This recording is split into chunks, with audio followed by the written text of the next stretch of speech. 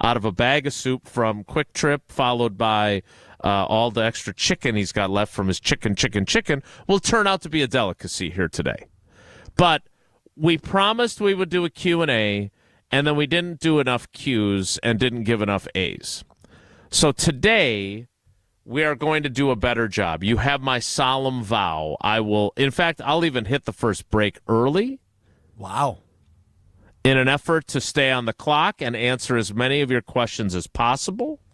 So what we're going to do today with Strouf here, because he does such a great job of asking me questions on Weekly Wilde, and which has not been weekly for a couple months now, but it'll be back for training camp and the season, and we still do it. It's now nicknamed Occasional Wilde.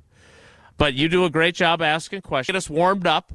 And then we're going to take your questions, your Packers questions, for me. And there's a variety of ways to get them in. Twitter, at Wilde and Tausch. Jesse still monitors the Facebook. I will open up my LinkedIn app. I don't use it very often other than to clean the red dot off. But you accept my invite there yet? Oh, I didn't know you're kind of a mover and a shaker in the GKB world, so I never know what your title is and what you're up to. So I have not checked my invites lately. I will check them. My name doesn't change. That's still the same there. Well, in fairness, cool. Your name actually does change because you don't go by your actual name, but that's another story for another day. But we will take your questions about the offensive line, about Jair Alexander, about the fifth-year option that was given yesterday to Devontae Wyatt, but we are still in a holding pattern today on Quay Walker. See if they get a long-term deal done, or if they don't give him the fifth-year option with the intention of signing him to an extension, or how that plays out today. But your questions, the Carbless Talkin' text line, if you want to text them in, 844-770-3776, 844-770-3776. Before we get to all the questions we're going to get to today, because I am motivated by the level of disappointment our fans felt last time, Strouf, do you have any questions before we get started? I don't think I have any questions right now because you want to break early. And the questions I do have will naturally lead us to, and I do not mean this in an offensive way, a long-winded answer. And you want to break early. So I would like to honor that. Are you excited? It sounds like you are. That would be my only question. I'm so excited, and I just can't hide it. That's the second. Sisters that's the second song reference from what, the 70s that you've made today? No, that's an 80s. That's from Beverly Hills Cop, I believe. Okay, yeah, definitely a show I've seen or movie. Not sure which one. Jason, you ever shave your head before? I have not. In fact, great question. Did you know that a human head weighs 8 pounds? That's a Jerry Maguire reference. That's a 90s movie, but Jesse played Jonathan Lipnicki in one of our headlines last season when the movies were so popular. Yeah. No, I have never shaved my head. However, I wanted to when Paula was diagnosed with breast cancer and she lost all of her hair. She's doing awesome, by the way. The preventative medicine, knock on wood, continues to work. It has some side effects that aren't great, but I'm happy to have her healthy and happy, and my life would be completely meaningless without her. But she wouldn't let me shave my head, which really pissed me off. Like, I wanted to show my support. So instead, being the kind of guy and kind of amazing husband I am, I said, all right, I'm going to grow my hair out then. It was bad. I mean, how long did it get? It got pretty long. I will. I'll tell you what. I'll send pictures to Jesse that he can put on the video stream. Both of the one of Paula. I think she's okay with showing this one of her bald and me looking like Albert Einstein, and then another one what I look like before I finally got my haircut in Verona. With my good friend Lacey, who has been doing that for 20 years now, and I always love driving that far to get my hair cut. Yeah, no disrespect to, what would you say, Lucy? Lacey? Yeah, we love Lacey. She's amazing. No disrespect to Lacey, but who in the world drives 2 hours for a haircut? I walk 2 blocks for a haircut. Yeah, I think you know me well enough to know that I have lots of less than stellar qualities. I am not a perfect person. Yeah, no. Believe me. Come on now, don't act surprised. But one of my best qualities is I am fiercely loyal. Now, I'm not very forgiving. So if you cross me, I'm not as good at that as I. But if I've heard you're a grudge holder. Heard that a time or two. Yeah. But if you're my guy, or in Lacey's case, my gal, I am fiercely loyal, and so my haircut dollars and Paula's and the girls go to her because she's a good friend of ours, and we care about her. And if I'm going to spend money, I want it to go to her. So that, I get down to Madison not frequently enough to be what was the phrase that Matt Hamilton was using to describe Matt LaFleur? Lined up. That's what they do with their hair. You line it up. Yeah. And there was a theory that he gets his hair cut every 3 to 4 days. That is not on my schedule. I definitely can't make it to Verona that frequently. But I am fiercely loyal, whether that's a good quality or sometimes it leads to ridiculous things like only getting my hair cut like 3 times a year. All right, I'm not wasting any more time on this. We got questions to get to. Jesse, I'm sure the carbless talk and text line 844-770-3776, 844-770-3776 is lighting up. It's pretty quiet so far. Okay. Well, maybe this will turn out to be a great idea. Good thing we have some other questions holstered in case this does not take off the way you had hoped. Do you have the capability within the all-new, all-redesigned, all-free, all-customizable ESPN Wisconsin app? Are you able to submit questions within the app? No, but you can find the YouTube stream in the app, which then would allow you to comment, like Tausch can't, in the YouTube comments, which in theory does allow you via the app to ask questions. So interesting. Yes, you can. Okay.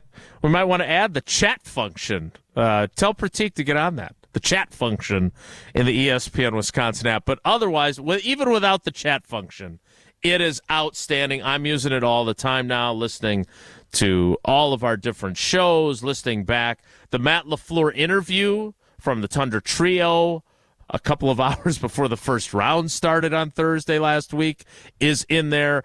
Everything you need on the all-new, all-redesigned ESPN Wisconsin app. Live listening, show replays, exclusive content. It's all there on the new ESPN Wisconsin app. You know what we say. Your state, your teams, your ESPN. The ESPN Wisconsin app is for Wisconsin sports fans, and it's their best way to stay in touch with their favorite ESPN Wisconsin shows and keep up with their favorite teams. So find the new ESPN Wisconsin app in the Apple or Android app stores. Q&A Day with Alex Strouf as our cousin sub of the day. You look so contemplative there. You look like you're really thinking. I was thinking. I'm thinking about what we're getting to next, Jason. Also, you said you were going to break early. We are now 3 minutes late. More Wilde and Tausch straight ahead. Stick around. This is Wilde and Tausch, presented by Pella Windows and Doors of Wisconsin. Call Gina Della from Pella today, 855-PELLA-WI, and online at PellaWI.com/radio. Coors Light presents To Chill or Not to Chill. When your friend skips your favorite song on the playlist. End the friendship. Or choose chill because that song lives rent-free in your head anyway. And you planned ahead by bringing Coors Light to the party. And the sound of that ice-cold can cracking open was music to your ears already. Coors Light. Choose chill. Celebrate responsibly. 2024 Coors Brewing Company, Golden, Colorado. Mark Tusher here for Chalmers Jewelers. I've been a big fan of Scott, Garrett, and the whole team at Chalmers Jewelers for years now. I go there, my friends go there, and most importantly, my wife loves it whenever I get her something from Chalmers Jewelers. It's my go-to spot for birthdays, anniversaries, and any special occasion. For quality jewelry and a great experience, choose Chalmers Jewelers, the place to go for that perfect gift. Stop at Chalmers Jewelers in Middleton and Madison. Chalmers Jewelers in Middleton and Madison. This is our crew. The 1-2 pitch. Swing and a miss. He struck him out. Every pitch, every strike, every hit. Fly ball right field. Hit it, 10. We're tied. Hear the call of every Milwaukee Brewers game this season on 100.5 ESPN. Back at the track. Get up. Get up. Get out of here. Gone. Madison's new home for Milwaukee Brewers baseball. 100.5 ESPN. Panic strikes as you realize on Wednesday that Thursday is your anniversary. The reservations being secured. We'll see you at 8. The gift being purchased. Yeah, you've got this. Just like Associated Bank's got you with early pay up to 2 days early on direct deposits. So even though they call you Last Minute Lisa, we'll make your last minute scrambling a bit easier. You've got this with early pay from Associated Bank. See associatedbank.com/checking or ask a banker for details. Member FDIC.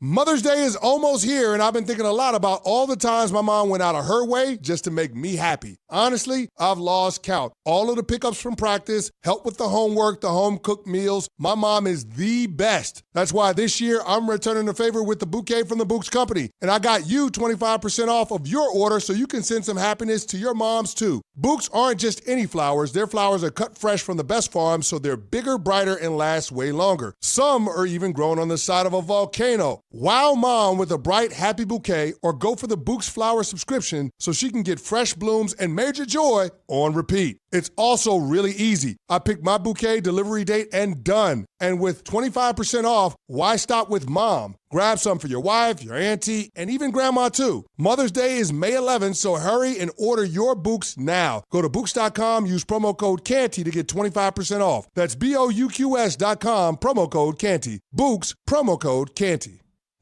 Ben Bruss here to tell you about Zimbrick European. They have Mercedes, Audi, Porsche, and certified pre-owns. But the best part is I've been working with them since 2018, and the evolution has been a 2-door, a 4-door, and now it's time for an SUV. My life has changed, and it's changed with Zimbrick European. Being a dad has made it really important to have the comfort and the safety that the SUV will bring me. Again, Zimbrick European off the Beltline at Rimrock Road. Of course, I found the sexiest car on the lot. Check them out.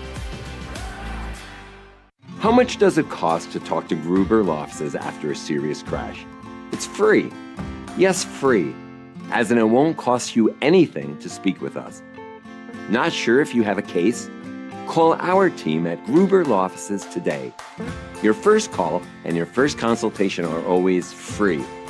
And you'll never pay us a fee until we win your case. If you've been seriously injured, call Gruber Law Offices. One call, that's all. We're on the Packers. You still want to see that steady play, that steady improvement, and you didn't get it from Jordan Love? Because we're on Wisconsin sports. That just makes the stakes that much higher this season. Nobody covers the green and gold like 100.5 ESPN. Let's make tonight the weekend. I don't want to wait. I don't want to wait. I don't want to wait. Got no reason not to celebrate. Baby, I just don't want to wait. Tonight's the weekend. Alex Strouf is our cousin sub of the day. Cousin subs. We believe in better. You can hear him on Mr. Irrelevant. When does that run again, Alex? Monday, Wednesday, Friday, beginning at 12:30 Central. Myself, Josh DiMaggio, Hunter Vaughn, ESPN Milwaukee, ESPN Madison on YouTube, as well as in the all-new, brand-new, customizable, is what you say? Sleek ESPN Wisconsin app? Spindly. Yeah, now that's more of a word to describe me than the app. And Christian Watson, although, what does Tausch change it to? Changes it to something else. Wiry. No, I said wiry. He said spindly. That's what it is. All right. We're already getting lots of questions, so I don't want to squander any more of anyone's precious time. I'm excited to get to as many as we can. Now, Strouf, being the consummate professional that he is watching both the ESPN Milwaukee carbless talk and text line, which is 800-990-3776, and the ESPN Madison carbless talk and text line. List really is more in this instance. Remember when Kevin Harlan was calling both games? He's watching both text lines. That's pretty good. Good work, reference. Jonathan Lipnicki. 844-770-3776. So you're monitoring those. I've got the YouTube channels open and ready to go here. So I'm watching the comments there. Last housekeeping matter here. How would you like to do this? Because you seem to be a very eager beaver today with monitoring 2 text lines, my guy. So how would you like to handle this? I defer to you as the Q guy since I'm the A guy. I would like to start with the news of the day, and then I want to get to some of the fan responses and questions on the text lines, the YouTube chat, Twitter, Facebook, LinkedIn, etc. Here coming up throughout the 9 o'clock and 10 o'clock hour. So let's start here, Jason, because yesterday, and I know you wrote this in channel3000.com, I know you said it at the beginning of the show, the Packers yesterday deciding to pick up the 5th-year option for defensive lineman Devontae Wyatt in 2026, that worth $12.9 million. But they have yet to make a decision on their other first-round pick from 2022. That's Quay Walker. In your perspective, what is the upside or downside to picking up Quay Walker's 5th-year option? What is taking so long? So first, a quick history lesson. The 5th-year option came along with the 2011 collective bargaining agreement. So the first Packers first-round pick that they had to face a decision on after his 3rd season was Derek Sherrod. They did not pick it up. Nick Perry in 2012 didn't pick that up either. Now, he played out his 4th year, played really well, got himself an extension because he had such a great final season of his rookie deal, and then they paid him, and then he went back to being the guy he'd been the previous 3 years.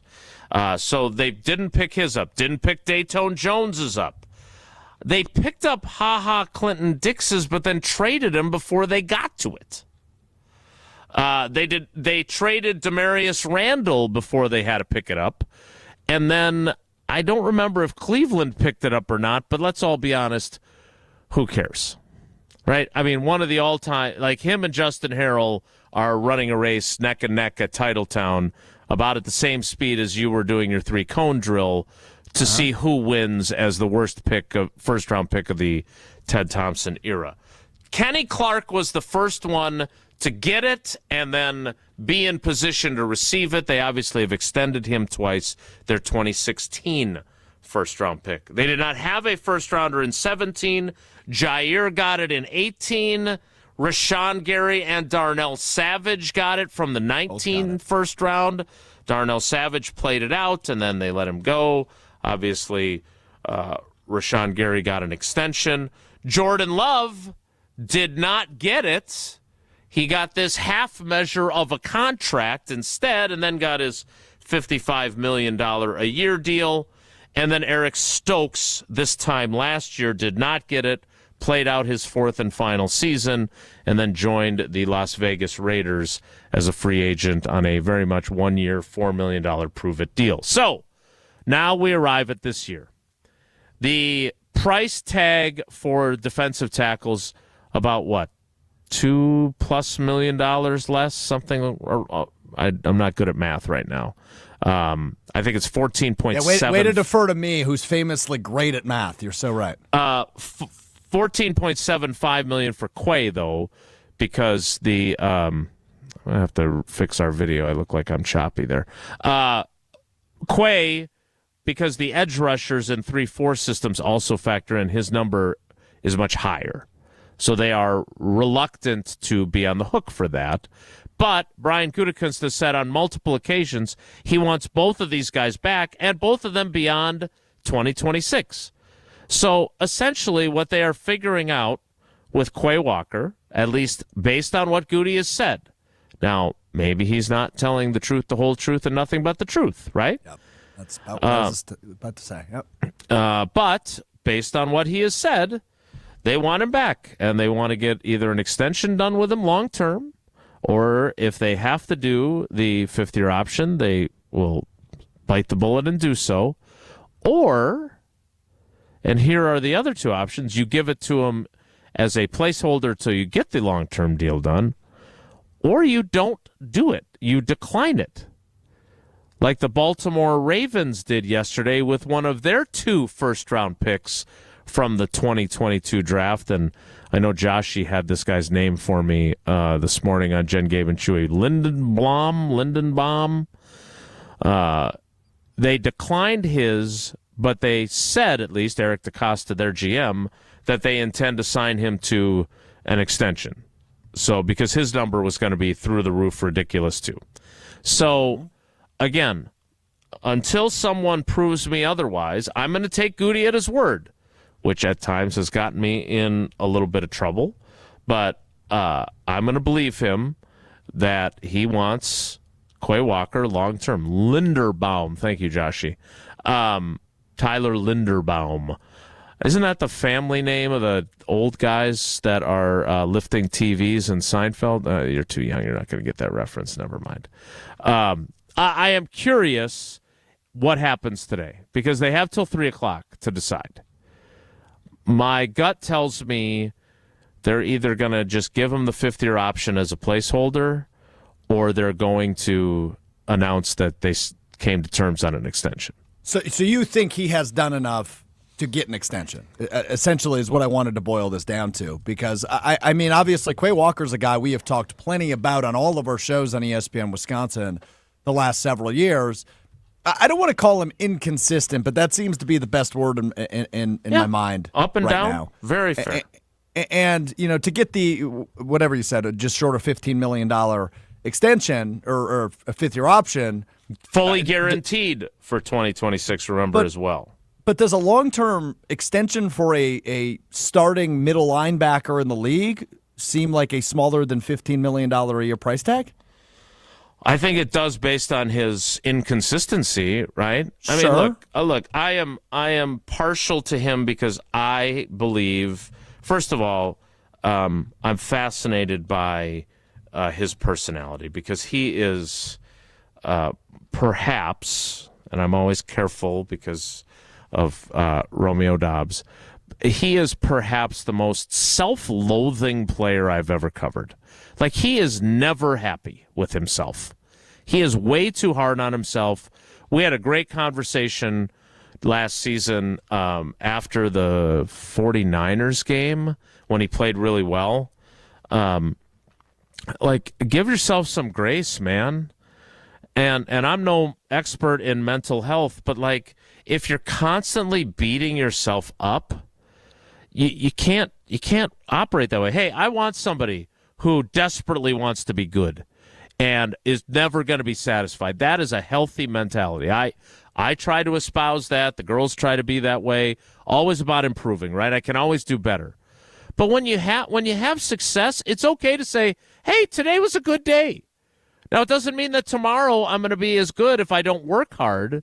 But the conversation I had with him, I will admit, I didn't know him very well. I mean, we would exchange pleasantries in the locker room, but I didn't know him as well as I knew Devontae or Randall Cobb or those types of guys. And this conversation changed things for me. Like I wrote about it at the State Journal at the time. Like I was like, dude, like take it from an old guy and I kind of went into parent mode a little bit. Like, hey, feel good about what you've done. You've played really well. Yeah. And so my point is that I think, and not just because of that conversation, but because of how he played before he suffered the ankle injury in Seattle, I thought he turned a corner.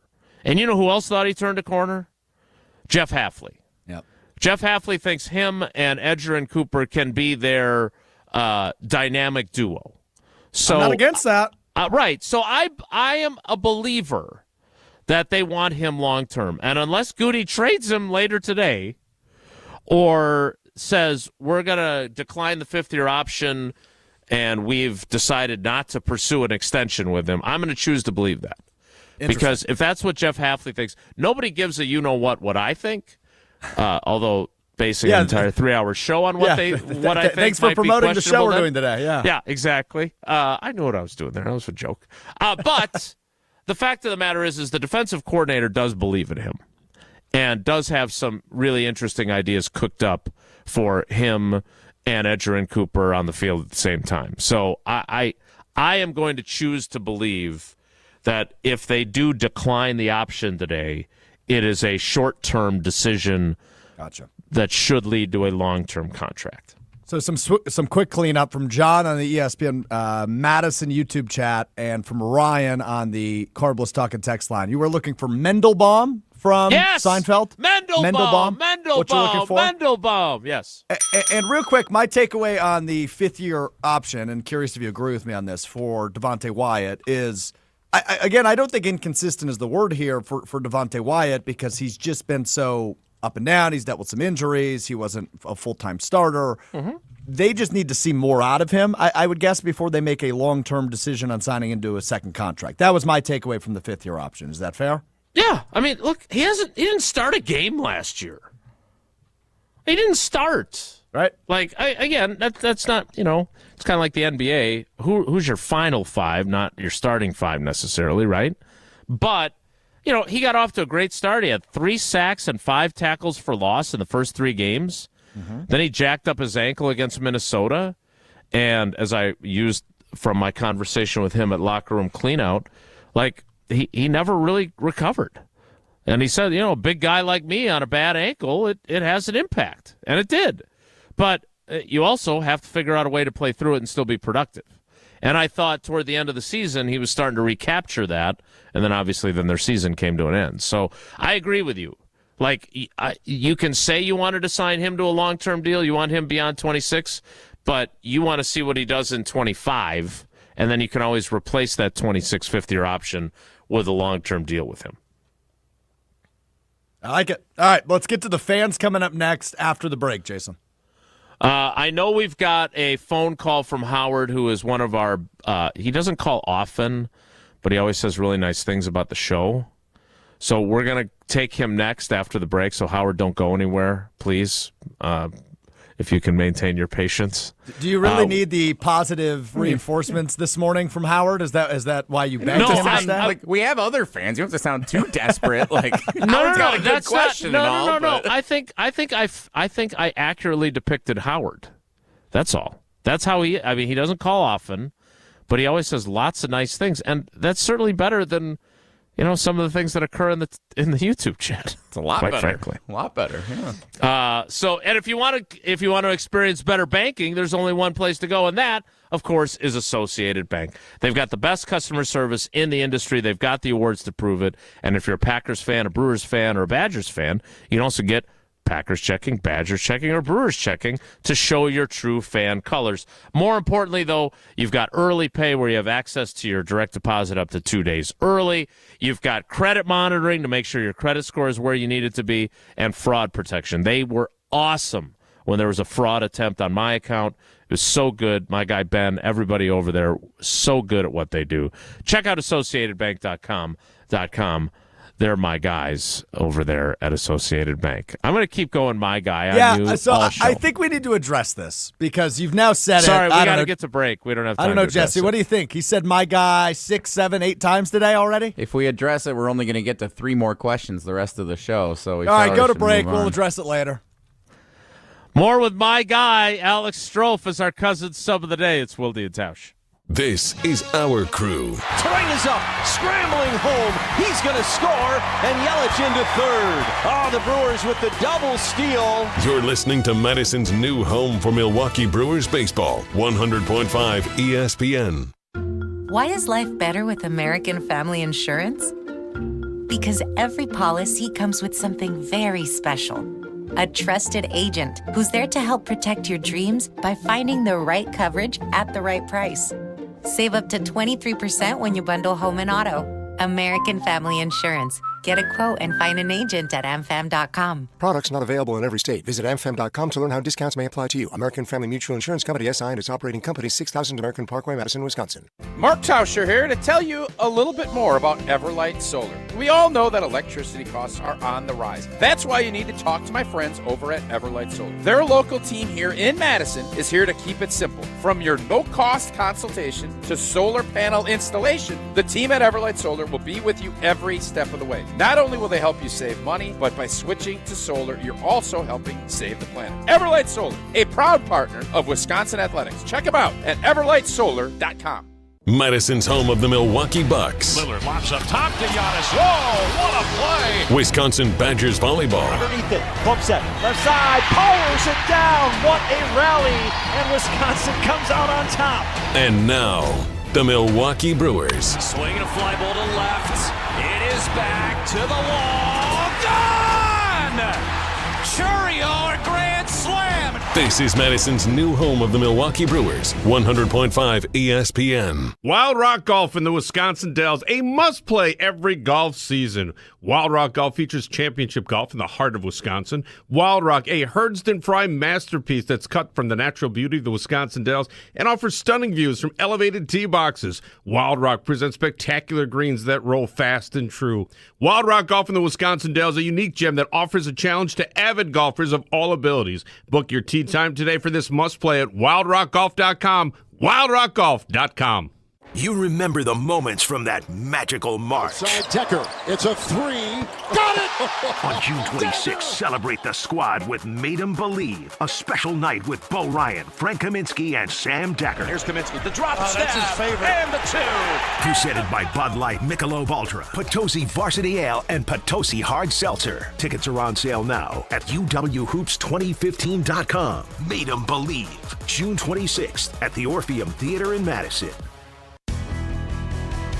Metro Ford of Madison is Madison's trusted Ford dealership. Whether you're in the market for a new or new-to-you vehicle, Metro Ford of Madison has the customer service that's second to none. Metro Ford is also the home of the 2 years no-charge maintenance offer on new vehicle purchases, making it the place to go for the new Ford of your dreams. Browse their inventory, schedule a service, or see this month's offers at metrofordofmadison.com. That's metrofordofmadison.com. Good Karma Brands is proud to be an equal opportunity employer. Our policy is to provide equal opportunity employment, development, and advancement to all current and potential teammates. If you are an organization that maintains a job bank, provides employment information, or gives job referrals, you may request to be placed on the station's mailing list for future career opportunities. To learn more about careers at Good Karma Brands, please email careers@goodkarmabrands.com. To those who've ever dreamt of their perfect event, those dreams are worthy and they are possible. Hi, it's Jeffrey from Celebrations Entertainment. With hard work, passion, and great music, we will make your event dreams a reality. Every event is a labor of love with one-on-one planning, customization, and flawless execution. Bringing your event to life is what we do. For a fun, memorable event, visit celebrationsentertainment.com. That's celebrationsentertainment.com. We're on the Packers. The excitement level is super high. Because we're on Wisconsin sports. The expectation game is going to be very high for this young man, too. 100.5 ESPN and the ESPN Wisconsin app.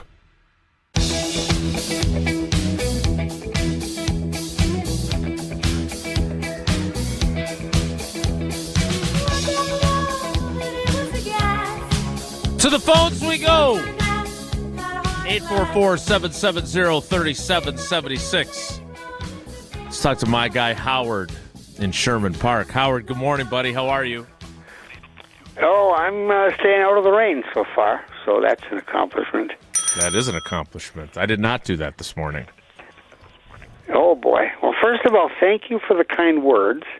And you are the first human being in 71 years who has ever accused me of having patience. Well, maybe I don't know you as well as I think, Howard. I do not have a reputation for patience. My questions are kind of connected. Every year after the draft, there's two features that have always interested me, and I wonder what it says that I haven't heard about them this year. One is the Wisconsin Badgers that have been drafted, and two is the non-roster invitees to training camp. So they've got their rookie camp. Those are both really good questions because I think the reason you haven't heard about them is because I haven't done a good job of addressing them on our show. And let's be honest, this was the latest that the first Badger came off the board since 2013, 14. It was a long time ago. I thought it was 1990 was what I saw. It's been a long time since they waited as long as they did. Jesse's guy, Hunter Wohler, the second most famous Muskego guy after Jesse, went in the 6th round, right? And he was not the first one off the board. They were both 7th rounders. Jack Nelson was first. Yeah. Hunter Wohler was second. Yeah. They were both 7th rounders. Does Graham Mertz count? Chimray Dike was the first player off in round 4. Does Chimray Dike count? Yeah. Graham Mertz ruining my John Gutekunst, Brian Gutekunst, Graham Mertz, and his dad's story that I was looking forward to telling when he was going to sign as an undrafted free agent. But that did not occur, no. Real quick, I think it's interesting because maybe I can connect the dots here. So Isaiah Simmons, who the Packers just signed, now he was a number 8 overall pick, not a 7th round pick like Hunter Wohler was, but he's kind of a safety linebacker hybrid that will be added to the Packers defense, and I've seen some text roll in on his name that maybe we'll get to a bit later. Hunter Wohler drafted as a linebacker by the Colts. Did anybody see that? I did not see that. Yeah, I thought that was interesting. I haven't read into it. So Colts GM Chris Ballard actually joined the huddle with Barry Alvarez earlier this week on ESPN Madison. He played for Barry. Yes, Alex Gravatt and Derek Engler, Tarek Saleh, and of course Barry Alvarez. And Chris Ballard talked about Hunter Wohler being drafted as a linebacker. They're going to use him in kind of a dime package is the plan, and they envision him being kind of a versatile role on defense is what he shared during that conversation. Now, for Howard's other question, and I don't know if Howard's still there, but thanks for the call, Howard. We appreciate he's still it. here. You want to talk to him again? No, I just want to go through the list for his benefit. 2 running backs, Amar Johnson from South Dakota State and Jalen White from Georgia Southern. Wide receiver Julian Fleming from Penn State. Northern Illinois guard J.J. Lippy. Minnesota guard Tyler Cooper. Rice tackle Brant Banks, another Georgia defensive lineman. So they drafted one, and now they've got one as an undrafted free agent, Nazir Stackhouse. So a lot of Georgia Bulldogs. That's a tough name. I'm just throwing that out there. That is a tough name. Linebacker from Kentucky, Jamon Dumas Johnson. They have a Kazir Brown from Florida Atlantic, so they've got a Nazir and a Kazir. He's a corner from FAU.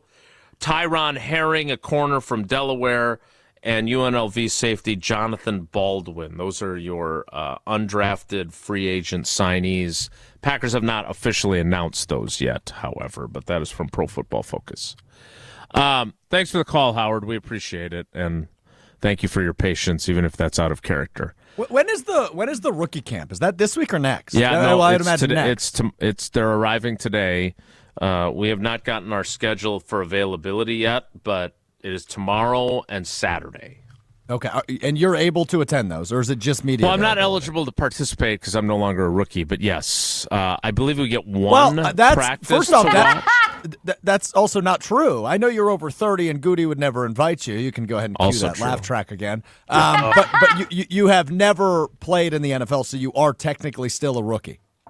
I think I'd be a first-year player because my draft window went through. Sure. And I wasn't drafted, but I wouldn't be a rookie anymore. I'd just be considered a first-year player. I do not have any accrued seasons. Sure. Okay. Well, just to clarify. You're likely more athletic than me, so you at least do have that going for That's you. a pretty low bar. Oh, I know. That's why I said it. All right. Did you have a couple of quick questions you wanted to do before we roll on? Yeah, I just want to address this one because I know a lot of people are interested in the room. the cornerback room, and Jair really is kind of the elephant in the room recently. But this question not about Jair, it is about the cornerback room if Jair is not on the team.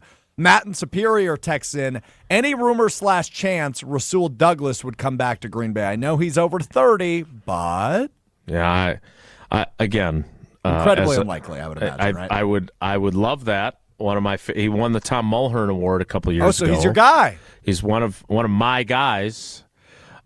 Just for those of you who are curious, Strouf referred to me as my guy for him to me, which I feel like the term "he's my guy" you say to other people. You don't say, "Hey, my guy, how you doing today?" You say, "Oh, Strouf is my guy," or "Jesse's my guy, or hey, you better get my guy over here because he's getting himself in some trouble. Isn't that what Jordan Love said about Jair Alexander like a week or two ago? John's my guy. He's he my did. guy. You're right. I haven't talked to him all off season, but he's my guy. Yeah. I got to call him, find out what's going on. I think this is a generational gap, though. Which generation do you fall into? Yeah. I think I am barely Gen X. Okay. I'm not a boomer.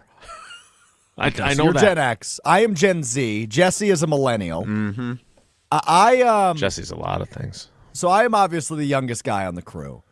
But I would say I often refer to people as my guy. How you doing, my guy? Good to see you. Appreciate you, my guy, right? Like, I just feel like that rolls off the tongue, and you made fun of me, but now you have been using it nonstop. You tweeted an article of yours from channel3000.com the other day, and the first two words in your tweet, I think unironically, were my guy. I was not inadvertent. So we will roll on with my guy, Alex Strouf, as our cousin sub of the day. Cousin subs, we believe in better. Jesse, do you want to take a break from questions to do trivia? No, we got to keep. Or do you want to do trivia later? Yeah, we got to keep doing questions. If we get away from the questions, then we did 3, and then things gonna happen. It's a good point. It's a good point by you. Keep doing the questions. Just keep rolling. More of your questions on a Q&A day with Alex Strouf, my guy, as our cousin sub of the day. It's Wilde and Tausch. We're on the Packers. Dude, he was honest. He had options. Because we're on Wisconsin sports. He had other players he liked. He had multiple trade offers, and yet he chose Matthew Golden. Nobody covers the green and gold like 100.5 ESPN. The UW Credit Union member Mark Tauscher here. People ask me, T, why did you join UW Credit Union? Well, is it to keep your banking local? Is it the member first service? Great perks like early payday? Absolutely. But honestly, between us, it's Bucky. I can't say no to that face. If you love Wisconsin like I do, you just can't pay with anything else. Fandom makes us do crazy things, but this just makes sense. Become a UW Credit Union member and get your Bucky card like me. Federally insured by NCUA. Terms and conditions apply. Rah. Pella Windows and Doors of Wisconsin present your Badger Minute. Here's Pablo Iglesias. This Badger Minute brought to you by your Badgerland Chevy dealers, proud supporters of Badger Athletics. Go to BadgerlandChevy.com. Pro-bound Badgers, along with draftees Jack Nelson and Hunter Wohler, 4 more will get their shot to live out a lifelong dream. On the undrafted free agent front, wide receiver Bryson Green signs with the Arizona Cardinals. O-lineman Joe Huber sticking around the Midwest with the Minnesota Vikings. Cornerback R.J. Delancey going Big Apple with the New York Giants. A couple rookie minicamp invites handed out too. Linebacker John Pius on his way to Cleveland. And D-lineman Elijah Hills is Bay Area bound with the 49ers. Best of luck in the league, boys. Make us proud. Don't wait to upgrade your windows and doors, because right now at Pella Windows and Doors of Wisconsin, get 0% financing for up to 6 years. Visit PellaWI.com today. Hey, want to make your next meal a little less ordinary? Well, head to Quick Trip. Hey, we are so back serving up our legendary No Ordinary Chicken. Yeah, your dinner is hand-breaded, fried to perfection, ready to eat for tonight's dinner. Or you can buy it cold, sealed fresh for tomorrow's lunch. You know, we love to make life easier for you. This isn't just any chicken. It's Quick Trip's No Ordinary Chicken. Stop in your local Quick Trip today and taste the difference. Have you been waiting to buy your next home? Stop. Now is the time to get housed. What's up, Madison? It's Stacy from Bruner Realty. Nobody has a crystal ball to know what the future holds. The longer you wait to find your next home, the better the chance you'll be paying more for it than you would be today. Don't miss out on what could be the best opportunity to find your dream home. Contact our team at BrunerRealtyInc.com to help start your search. That's BrunerRealtyInc.com. Let's get housed. Quarterback Jordan Love isn't just on the Packers. He's also on the American Family Insurance team. Because like us, he believes in dreaming fearlessly. Just chase your dreams and don't let nobody hold you back. And we help protect those dreams with the right coverage so you can dream fearlessly. American Family Insurance. Get a quote and find an agent at amfam.com. Products not available in every state. American Family Mutual Insurance Company, SI, and its operating company, 6000 American Parkway, Madison, Wisconsin. The host might be irrelevant, but the conversations aren't. Is Giannis the type of guy that would ask out publicly? Because he doesn't hit me as such. So when I look at this, would I understand if Giannis asked out? I think I would, yes. And would I hate him for it? I really don't think so. Unless he went to the Pacers. Mr. Irrelevant with Alex Strouf. Live on ESPN Madison's YouTube every Monday, Wednesday, and Friday. Available wherever you get your podcasts. Celebrate Cinco de Mayo at the Bridges. On Saturday, May 3rd, play in a 2- or 4-person scramble for $120 per person. Includes 18 holes with a cart, prizes, and a Mexican feast. Find more details at golfthebridges.com today. ESPN Madison and Zimbrick Honda are celebrating the area's best high school sports stories with the Game Changers of the Month. Follow ESPN Madison on social media to see the teams recognized for making a positive impact in the community. It's the Game Changers of the Month, presented by Zimbrick Honda. Wilde and Tausch on 100.5 ESPN is brought to you by Everlight Solar. Save money, save the planet. Everlight Solar. When you tell me I'm a wreck, you say that I'm a mess. How could you expect anything less? You latched onto me, then cried how strong you alone. Continuing with your questions, again, YouTube comments, Twitter, Facebook. I'm logging into LinkedIn right now. The Milwaukee Carbless talk and text line, 800-990-3776. The Madison Carbless talk and text line, 844-770-3776. Strouf, what's next?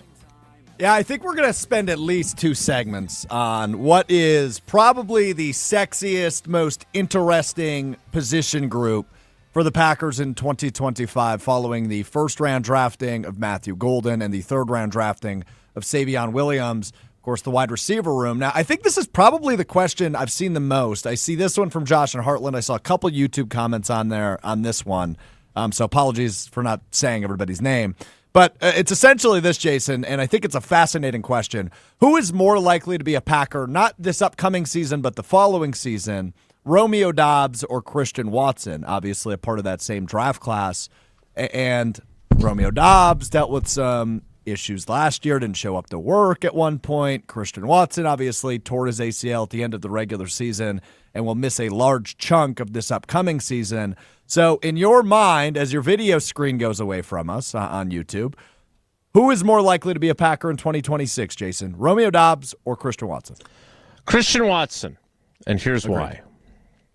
I am, and again, Goody has not said this to me, so this is just my educated opinion.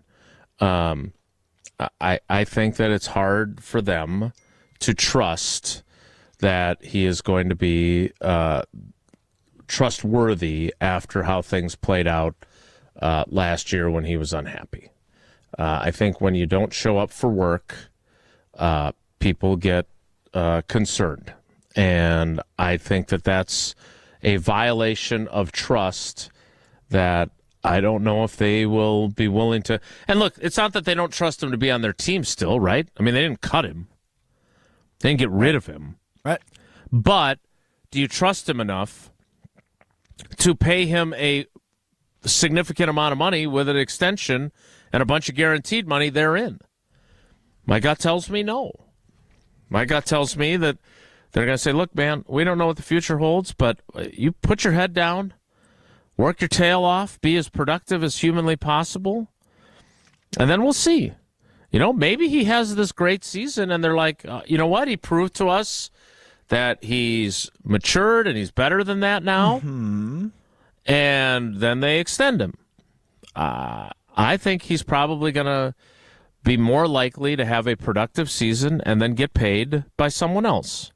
Now, the Christian Watson scenario is fascinating to me because the head coach loves Christian Watson. I mean, loves Christian Watson. And I would think that the best case scenario for the Packers would be for him to come back in mid-November from the ACL, be okay, have some good moments, show his speed, even if it's not quite the same speed because he's just coming off the ACL. But show that he's still got it, have some production, but not too much production where another team says, hey, we know he came off the ACL, but we saw what he did in late November and December and early January, and they're willing to pay him. Because I think the Packers' dream scenario would be he shows us enough that we still want him because the coach loves him and we think we don't have anyone like him, even with Matthew Golden being as fast. He's not as big. And they can get him on a 1-year, not prove-it deal because it would be for more money than just, prove it to us that you deserve a contract, but still with prove-it kind of overtones. So I think that's the best-case scenario. And then if he goes out in 26 and is star-spangled awesome, and him and Golden become, Justin Jefferson and Jordan Addison, which, again, who knows what the future holds. You got Jaden Reed in the mix. You've got Dontavion Wicks in the mix. But if he comes out and plays like the guy that they envisioned him when they drafted him at the top of the second round, and you got those two guys together, I would argue that you're probably happy to pay him because he's played that well that he's forced you to pay him. So if I rephrase the question and I say what's the most likely outcome in 2026, Romeo Doubs on the roster, Christian Watson on the roster, or neither on the roster, is your answer still Christian Watson? I fear that neither. That's where I lean. I think neither is probably the answer, just given the cards they played at the draft, right? Drafting 2 wide receivers on rookie deals, including a first-round wide receiver, and we talked about the 5th-year option earlier. You've likely got 5 years of Matthew Golden and several of Savion Williams. You obviously still have Jaden Reed for a couple more years and Dontavion Wicks for a couple more years. I wouldn't be shocked if after 2025 there's a little bit of an overhaul, a changing of the guard, if you will, at the wide receiver position. Now, that's dependent on the big question that we had entering last year, right? Will one of these receivers take a big step? And the answer we saw in 2024 was no, right? Jaden Reed was good, and then I think you've compared him to a milk carton or said he was on the side of a milk carton the second half of the season. That's an old person reference, too, when missing kids a milk carton. Well, that's a reference I do understand, though many of yours go over my head. I would not be shocked if this is the final season for both Christian Watson and Romeo Doubs in green and gold, and then all of a sudden your 4, rather than the 4 we've been used to the last few years, is the 2 rookies and Reed and Wicks. Yeah, I look, you very well could be right. That's probably the most likely scenario. I also would say this. Let's slow our roll a little bit. Look, Matthew Golden is the first-round pick. Mm-hmm. Okay? He deserves all the hype, right? He's fast. He came up huge in huge games for Texas, right? SEC title game, their first playoff game. But Savion Williams, let's not anoint him as Deebo Samuel 2.0 just yet. I feel like if there's one draft pick that people are super excited about that isn't Matthew Golden, it has been him. And look, I've contributed to that, right? LaFleur's up there talking about all the different ways they can use him. And guys that are versatile like that are fascinating. And for coaches, they are excited. They want to get in the lab, as they say, and start conjuring up different ways to use him. So, yeah, he can be a wildcat quarterback. He can line up in the backfield and take handoffs. He can run jet sweeps and end arounds. He can be a traditional receiver. He's still a third-round pick, right? And fair or not, they've taken third-round picks like James Jones, who was outstanding. And they took third-round picks like Amari Rodgers. So, there's no guarantee just because he's got a diverse skill set that he's going to be such a stud that you're like, yeah, we're fine with losing both Watson and Doubs in free agency. Right? Of course, there's no guarantees. And obviously, under Brian Gutekunst, his first-round picks have, for the most part, not been instant contributors, right? I think Jair is an example of an instant contributor in 2018. Eric Stokes in his rookie year was an instant contributor. That was a guy who was on the field and played arguably his best year in green and gold his rookie year. Outside of that, Gary chipped in, Walker chipped in their rookie years, but Love was Savage never active. Started all the games as a rookie, or most of the games, but he didn't. I mean, he wasn't great. No, he was not. But for example, right, Jordan Love was never active in his rookie year, and that's an obscure one because he was a quarterback when you had the literal MVP on your roster that year at the same position. But you look at Lucas Van Ness. I mean, he wasn't terrific his rookie year. Devontae Wyatt, who we talked about earlier, was in a rotation. He played a little bit his rookie year, but wasn't a huge contributor. Last year, Jordan Kenny Morgan Clark didn't is play a really lot. good player, and Kenny Clark did not contribute a lot as a rookie either. Yeah, so but especially under Goody, Jason, these first-round picks haven't always been instant contributors. Now, with the excitement and the buzz of the draft being in Green Bay and the excitement and the buzz of the Packers taking a wide receiver in the first round for the first time since 2002, and they did it with Javon Walker, I think fans like myself get very excited because I recognize the need, right? We watched last season. We watched them lose to the Eagles, and as you've talked about many times on the show, you steal things from the team that wins the Super Bowl, or in this case, the team that knocked you out of the playoffs. Wide receiver is a position of strength for the Philadelphia Eagles, and the Packers viewed what happened in 2024 and said, well, that just wasn't good enough for our quarterback who we're paying $55 million a year to. So they tried to upgrade. They showed some urgency in the first 2 days of the draft at that position. So as fans, naturally, we're going to say, all right, we've got a stacked room. This is the competition to watch come training camp because you've got 6 legitimate guys, well, to start the season, 5 legitimate guys with Watson recovering from the ACL that can contribute big numbers at that position. Is that a guarantee, though, for Matthew Golden? Is that a guarantee, though, for Savion Williams? The answer is a flat-out no. We can hope, but as we know, hope is not a strategy. So we will see how it plays out. But when it comes to Golden specifically, who we'll talk more about coming up, his speed is so intriguing, and what component that can bring to an offense with a creative offensive mind calling the plays, with Jaden Reed, who can do a lot of things well, with Matthew Golden with that great speed, with the tight ends, who I know everybody's excited about. Savion Williams is a unique piece, and I'm super excited to see how Matt LaFleur can involve him in the offense. It just feels like that is a position where somebody might stick out from the rest of the group finally this year because you've added some extra investment this year entering 2025 more so than you did last year in 2024. We will get to the 10 o'clock hour, which is starting late only because of that lengthy soliloquy from my guy, Alex Strouf. More of your questions via the Carbless Talk and text lines, plural. Also, the YouTube comments. Andy C. has left the YouTube stream because you're on. So I saw don't that. know what you ever did to Thanks, him. Andy. Andy was irritated about a lot today. Yeah. Andy needs to take a nap. He also doesn't like the way Jesse posts the podcasts. So there's some grousing. Andy needs to go to Steinhoffel's, buy himself a new mattress, get a good night's sleep, and try again later. I wasn't going to tell everyone about Steinhoffel's till later, but if you're telling me you'd like me to tell everyone about them now, I'm certainly willing to do that, Jesse. Is that a not so subtle suggestion from you? No, it was just a suggestion for Andy. You do whatever you want to do. Okay.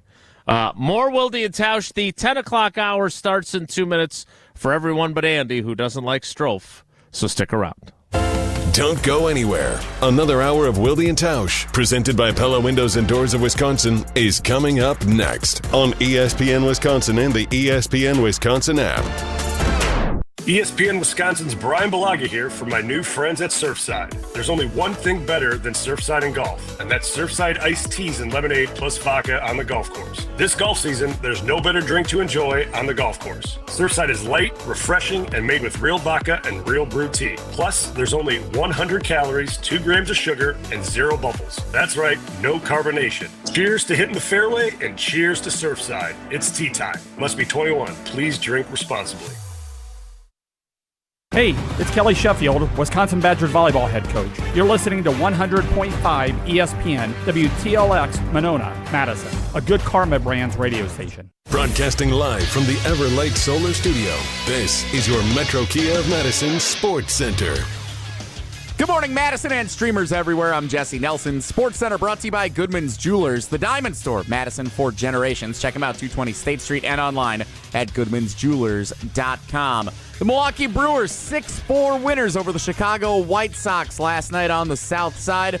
That means the Brewers back over 500 with a record of 16-15 after 1 month and a little bit of play in the 2025 season. The Brewers going for their first sweep of 2025 this afternoon at Rate Field, 1:10. First pitch for the Brewers and White Sox. If it doesn't rain, looks like it's going to hold off on the south side of Chicago. Pre-game coverage, if there is no rain, starts at 12:30 right here on Madison's new home of the Brewers, 100.5 ESPN. Jim, Matt, and Molly will start after the conclusion of the Brewers game this afternoon on ESPN Madison. NBA fallout continues from the Bucks' elimination at the hands of the Indiana Pacers in their opening round Eastern Conference playoff series. The latest speculation on Giannis' future with the Bucks or with another team, including from ESPN NBA insider Brian Windhorst. Check it out over at ESPNWisconsin.com. Wilde and Tausch continues next, 100.5 ESPN and the ESPN Madison YouTube channel. Metro Kia of Madison, Madison's trusted Kia dealer. Stop into Metro Kia on the east side of Madison or metrokiaofmadison.com.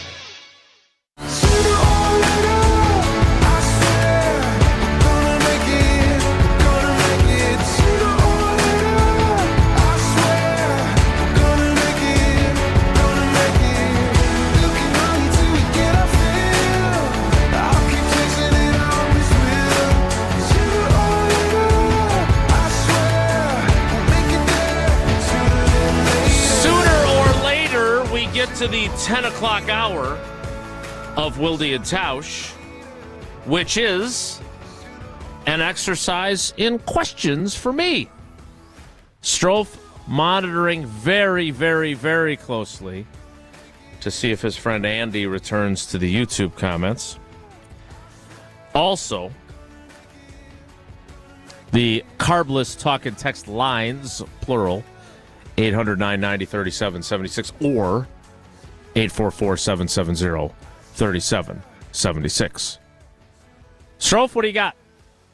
Let's stick in the wide receiver room because and it's too early to tell, obviously, what Matt LaFleur might cook up for a guy like Matthew Golden, but we can anticipate after Brian Gutekunst said post-draft he will be involved and will likely be a factor early.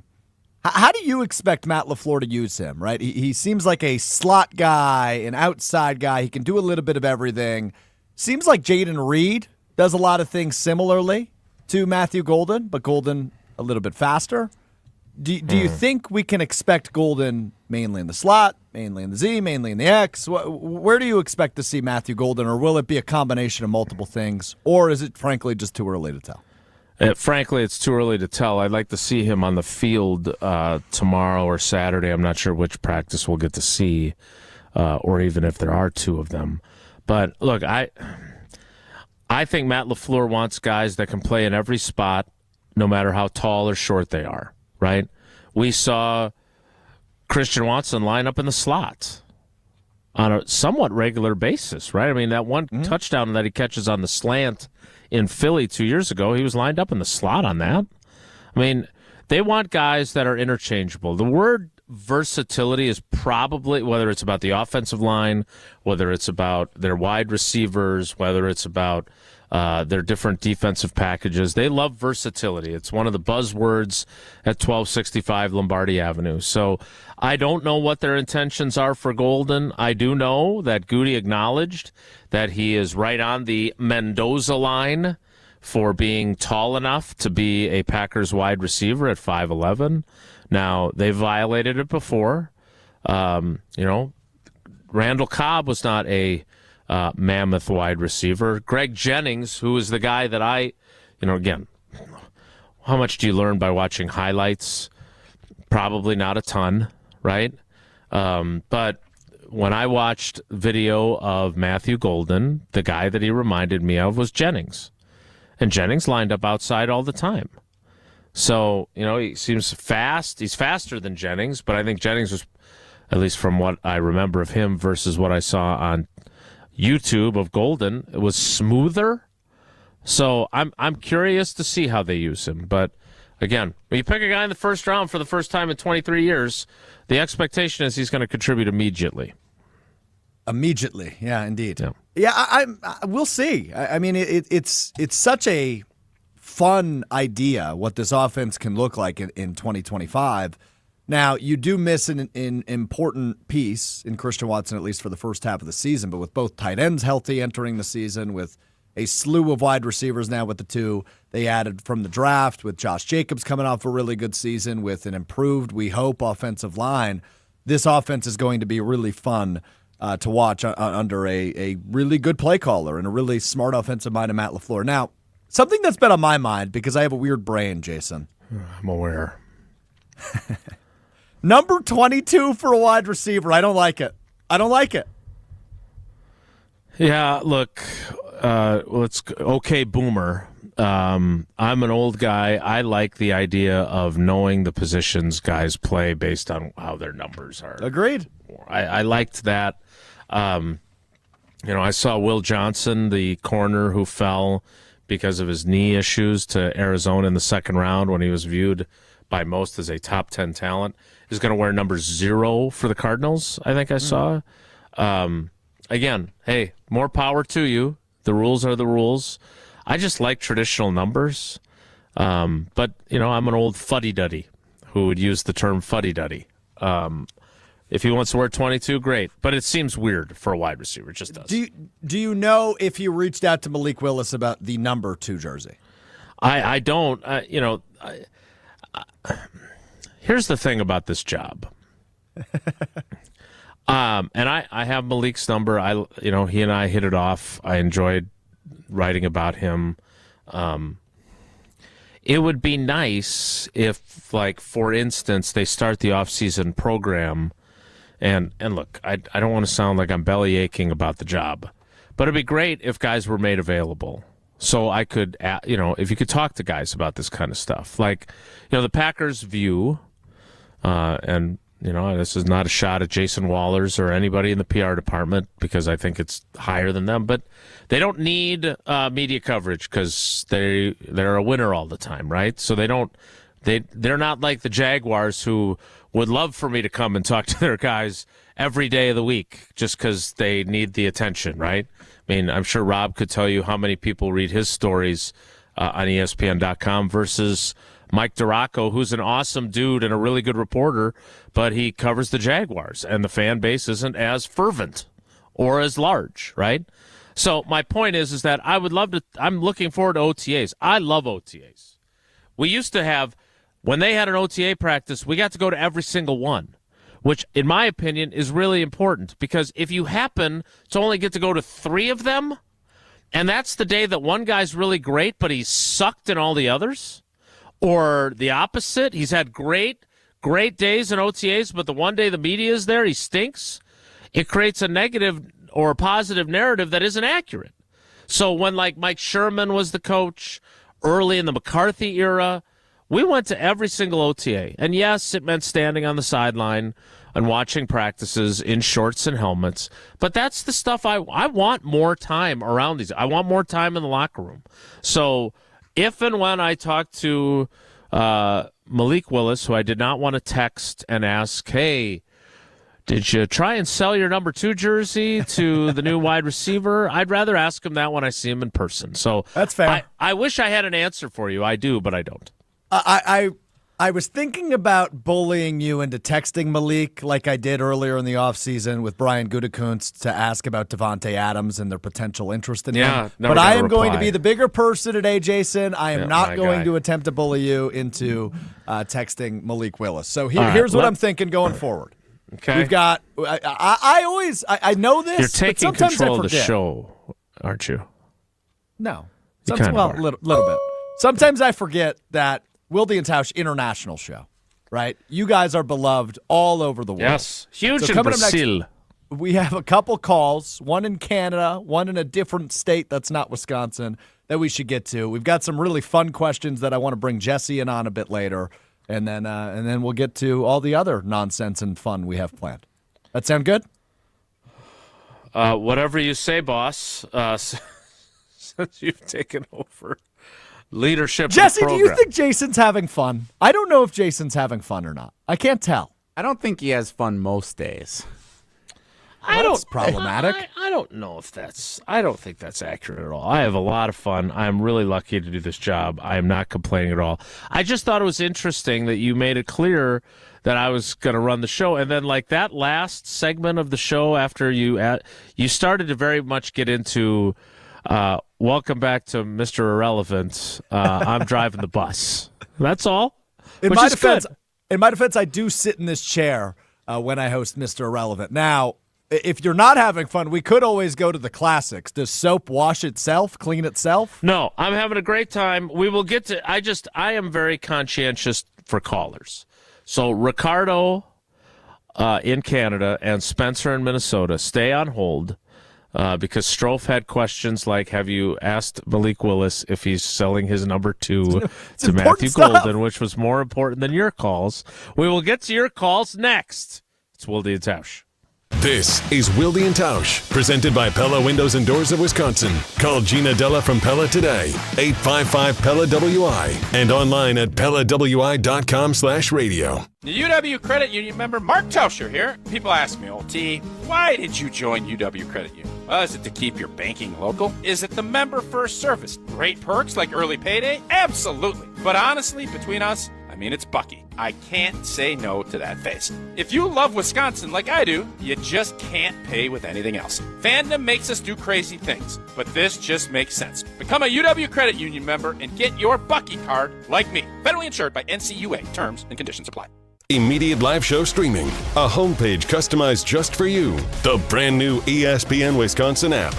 Your state, your teams, your ESPN. But if you're just doing this because you're starting to not believe the Packers are going to bring in a number 1 wide receiver. The ESPN Wisconsin app. Everything in the palm of your hand. Who are the top guys? And Dobbs. That is the problem. No, I totally agree. You have never called Xavier McKinney the wrong name. Available in the Apple and Android App Store. Download the ESPN Wisconsin app today. When you're in the right place at the right time, things get done. The important things, like knowing what you need and how it all works. Talking truck. Fixing it right the first time. At Zimbrick Chevrolet, our people get it done right and now. That's how you know you're in the right place at the right time. And you'll never overpay at Zimbrick Chevrolet.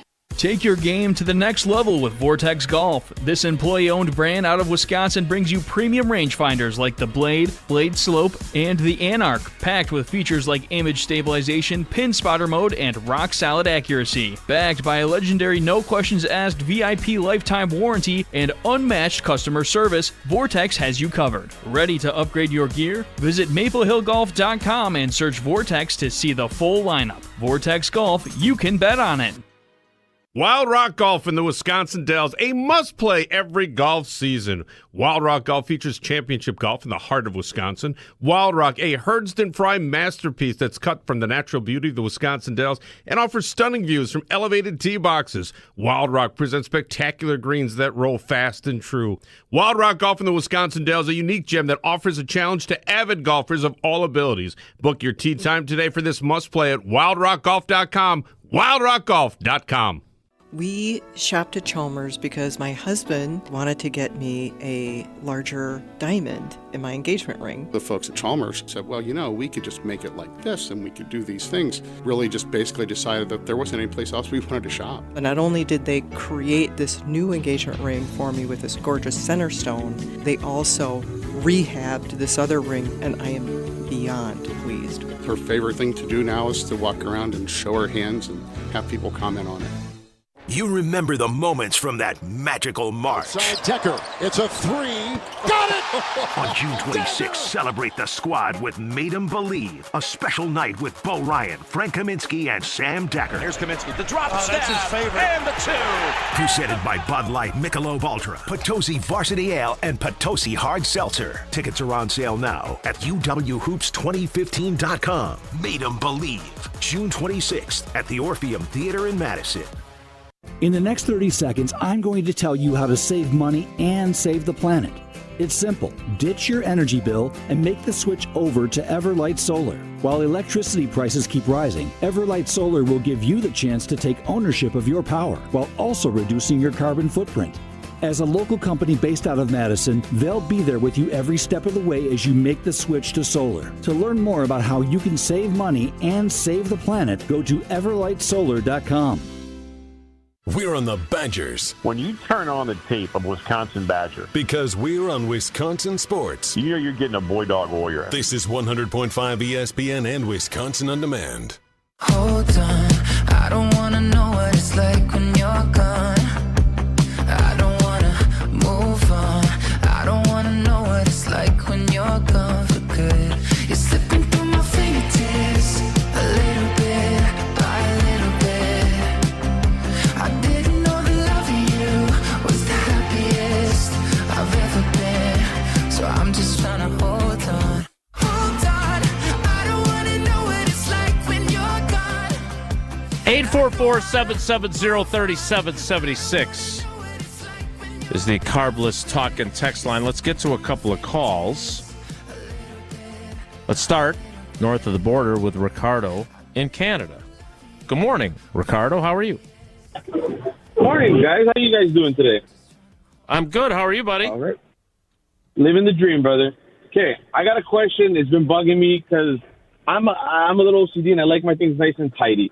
What in God's name do you guys think is going to be happening with the offensive line?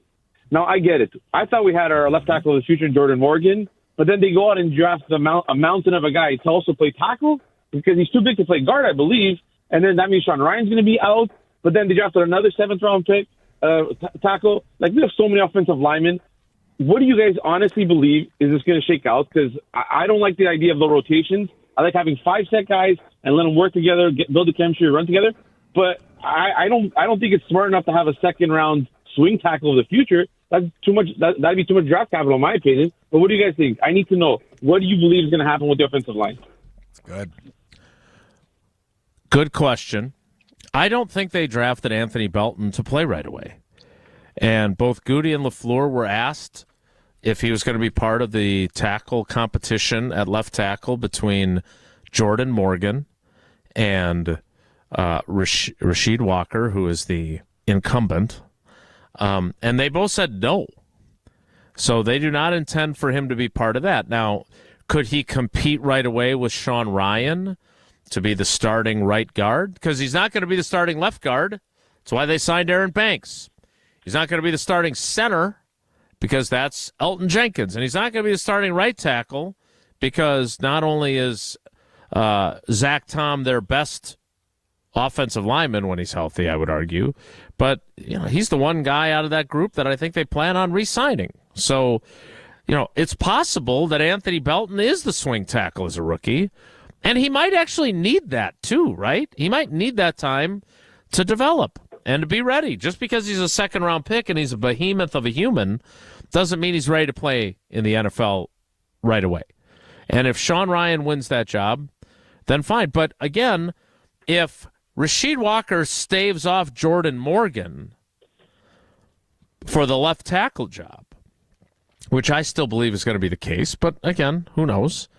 Then does he start rotating with Sean Ryan again so he's still playing? Because I don't think you want your first-round pick to not be a starter in his second year after he wasn't a starter in his first year. Do you think the Anthony Belton pick, that selection in round 2, tells you anything about how they feel about Jordan Morgan, or am I reading too much into that? I'm not sure that it tells you that they're unhappy with him or they're doubtful about him. I think it's more of a, hey, we want a different type of offensive lineman. And Goody didn't want to admit that. But again, I don't think we can extrapolate, they're unhappy with the guys they have. That's why they drafted one in the second round, one in the seventh round. I think they're preparing for life without the 3 guys that are in their final year of their contracts. And Elton Jenkins, by the way, who has 2 years left on his deal. And I'm still not sure that he's super happy seeing the amount of money that they paid Aaron Banks and saying, hey, man, wait a minute, what about me? Good point. Good point. I didn't even think of that. When you look at offensive line, we can take away particularly 2 things we know about the Packers, right? They like versatile linemen, and they can never have enough linemen. So I'm probably reading into it too deeply with the drafting of Belton. But to Ricardo's point, I don't know what to expect from Jordan Morgan in year 2. And I don't love the rotational thing either to piggyback off what Ricardo said when he called in. I like 5-set guys, but if you feel like, okay, it's better to give Sean Ryan a blow on this drive and let Jordan Morgan play right guard, as long as I can't really tell a difference and Josh Jacobs still has holes to run through and Jordan Love does not wind up on his backside, I'm not going to complain about that. But the signing of Aaron Banks, fine, good. Once again, you can never have enough good offensive linemen. Mm-hmm. But the Jordan Morgan piece of this is something to watch come training camp in the preseason for me. Let's get to another call. Let's not quite north of the border, but west of the border. Let's go to Spencer in Minnesota. Spencer, good morning. Welcome to Wilde and Tausch. How you doing? Good. How are you guys? We're great. Good. This is fun, isn't it? Very fun. So I got a question. Is everybody maybe not a little having bit more fun? Like, that sounded so sarcastic by everyone. I'm a little concerned. I don't want people to not have fun. I think Strouf, maybe are they you missed having the fun? soap plane itself. I'm having a blast. It's good to be here. I'm having fun. I like question day because I think I'm probably a fan that thinks too much or probably takes things a little too seriously or dives in a little bit more. This, but Spencer, I'm right there with you. I stay up too late thinking about all this nonsense. Well, we'll see if you've got a answer on this question, Strouf, because I think it's a little, I don't know, it's a little out there. But I'm just concerned with the wide receiver group, not so much the talent, but maybe the environment that they're in. We're going to probably have, again, one of the youngest bunch of wide receivers, in the league this year, and this coming off of 2023, where we did have the youngest group of pass catchers in NFL history. And again, it's something I've thought in the past, and I think I've called in and talked about it too, but taking 2 more rookie wideouts, I'm just wondering if Ryan Mahaffey, he's just kind of an interesting guy, I think. Last year was his first year as a wide receiver coach, period, and coaching his own group in the NFL. Before that, we had Jason Vrabel for the couple years, and I've heard some beat reporters in the past hint that maybe Devontae Adams and Randall Cobb didn't think Vrabel was the best wide receiver coach. But again, with such a young group, none of these guys have had a veteran in that room outside of Dobbs and Watson back in 2023. Mahaffey, he was a fullback at Northern Iowa. He coached at Northern Iowa for a couple of years as like a tight end coach and offensive coordinator. He was our assistant offensive line coach for 2 years before this. And, of course, he was a grad assistant at Notre Dame when Matt LaFleur was there.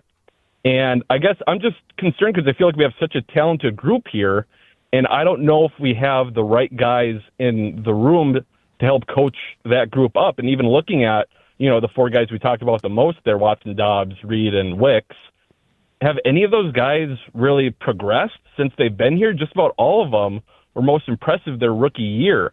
And again, with getting injected with more talent, I'm just wondering if my concern is correct with what's going on in that receiver room.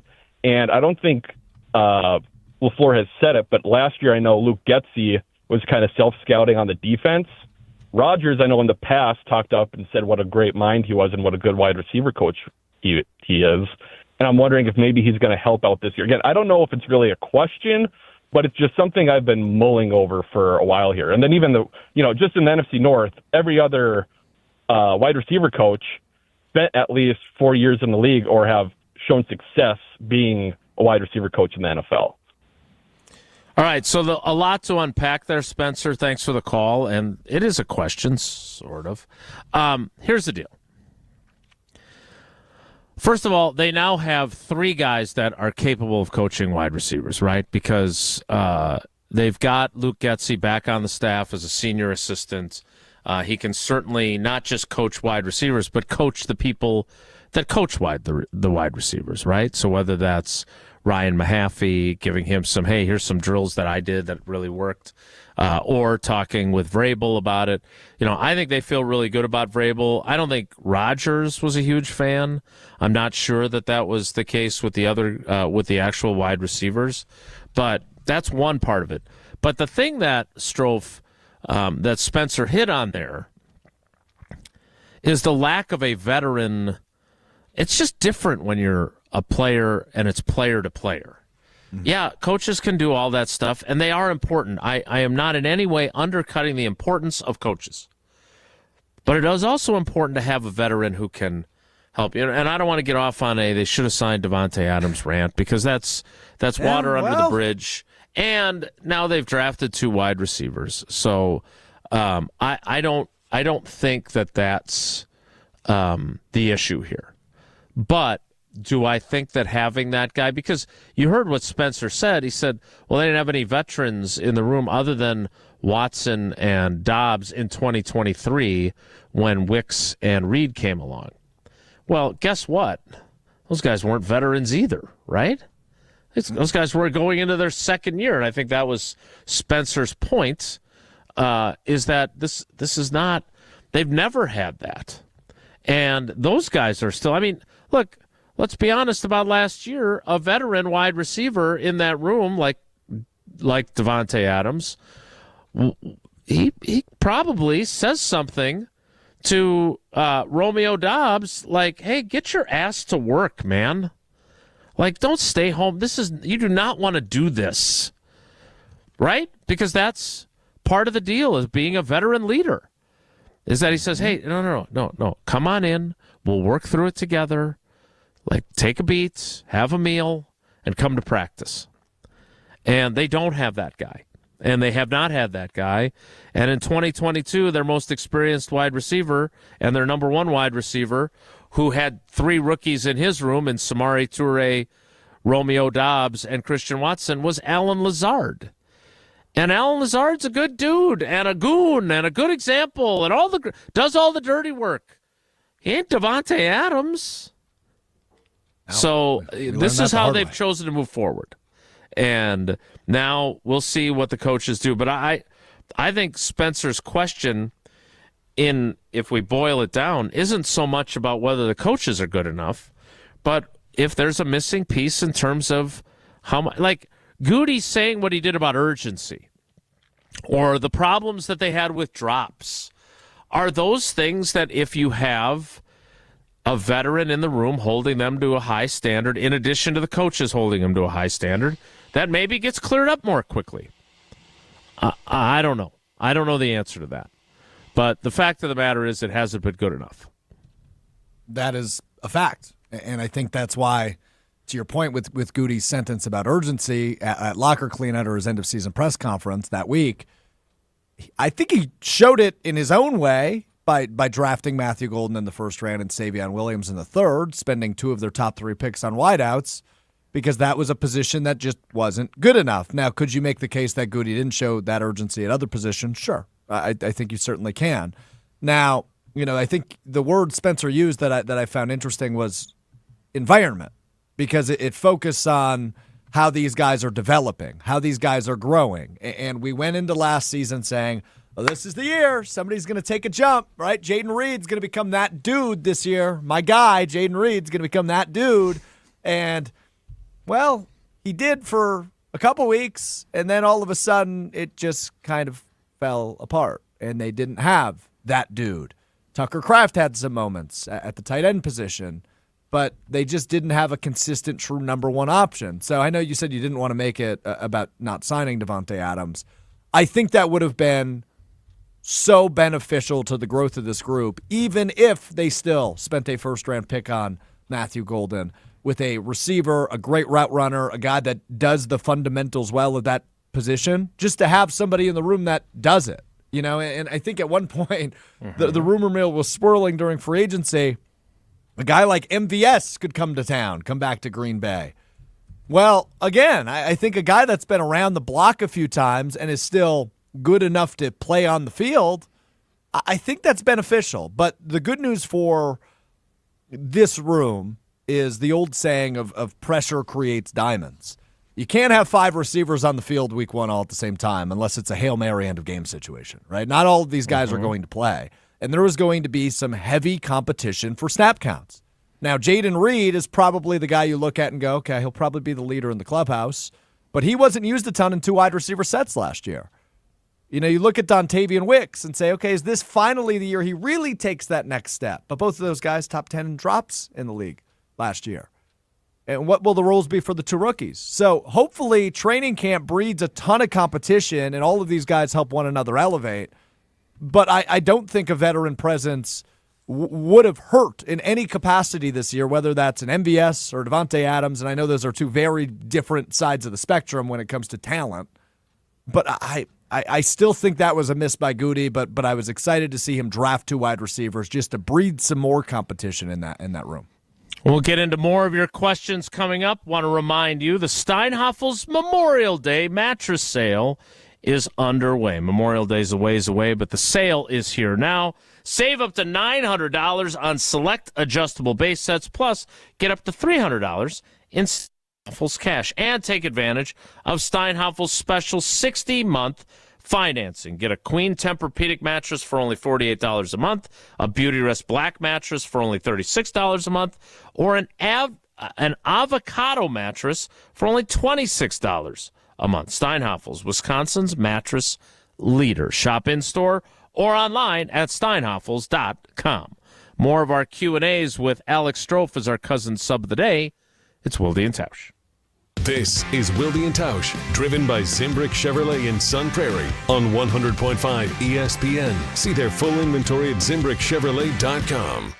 Metro Kia of Madison is Madison's trusted Kia dealership, and they are home to the 20-year, 200,000-mile warranty. If you're looking to purchase, finance, or service your vehicle, Metro Kia of Madison is the place to go. As always, at Metro Kia of Madison, you can enjoy 2 years of no-charge maintenance on any new vehicle. Browse their inventory and find this month's special at MetroKiaofMadison.com. That's MetroKiaofMadison.com. Find your new vehicle at your trusted Kia dealership today.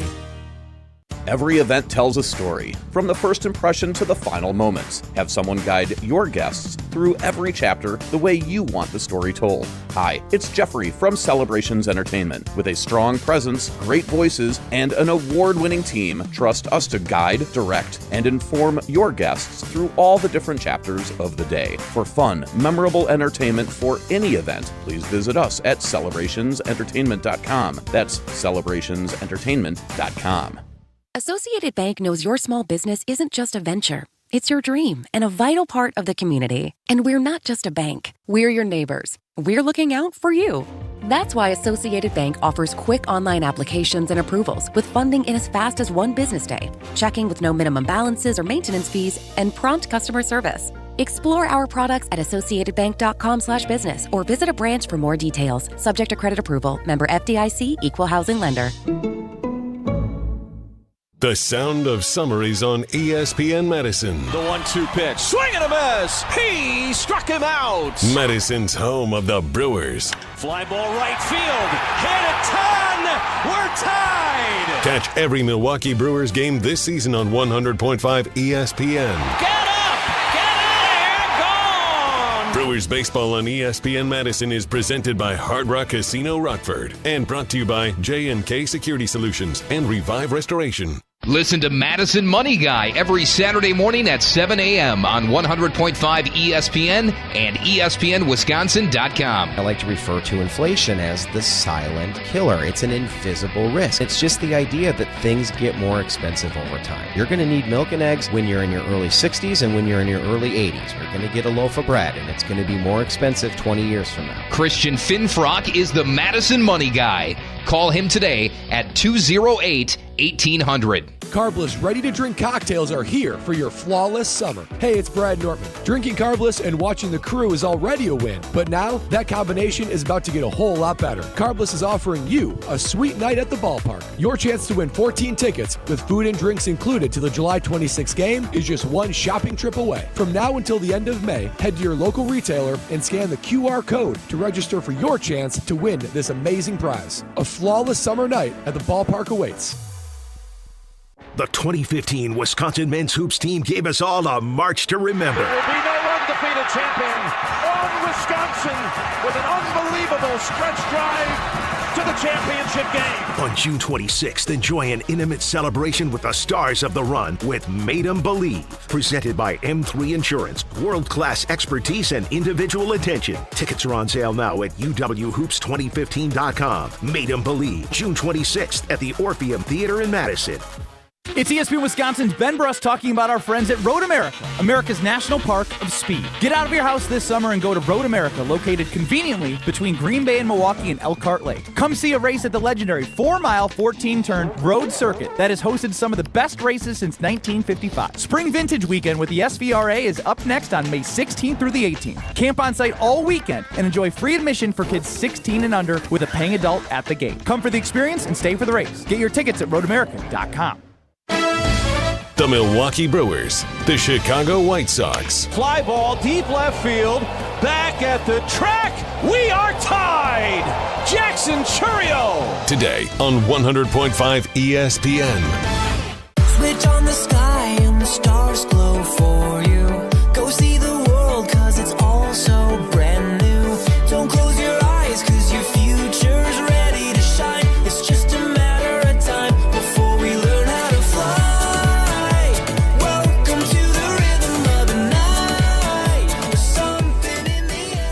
We roll on with our questions with Alex Strouf as our cousin sub of the day for Tausch.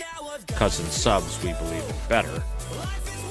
Strouf, what do you got next up in the rotation? I have a tweet that I wanted to quick touch on from NFL Detail. It's his handle. Who do you think will win the left tackle job? My contention, it is Walker for now and Belton at some point in the future. I know Morgan got hurt, but I fear that they missed on him. That's a good question, but I think Rasheed Walker is going to hold off Jordan Morgan this camp, be the guy, and then they're not going to re-sign him. And they're not going to re-sign Sean Ryan either. And then Belton is going to be a starter in one spot, and Morgan's going to be a starter in another. And it may be tomato, but they love their left tackles that they convert. Morgan was a left tackle. Sean Ryan was a left tackle. Obviously, Rasheed Walker was a left tackle. But going back to Brian Bulaga was a left tackle. Josh Sitton was a left tackle. TJ Lang was a left tackle. David Bakhtiari. They draft left tackles. That's why Jacob Monk was such a surprise. And even he played some left tackle at Duke. Yeah. So that's what they do. That's what they believe in.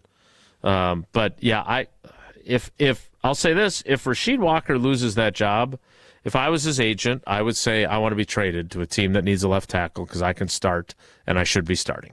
That's what I would do. Yeah, I think everything you said there is correct. I think Rasheed Walker will be the left tackle for one final season, and then we'll see from there. But that's why you draft offensive linemen early, as we talked about earlier. You backfill.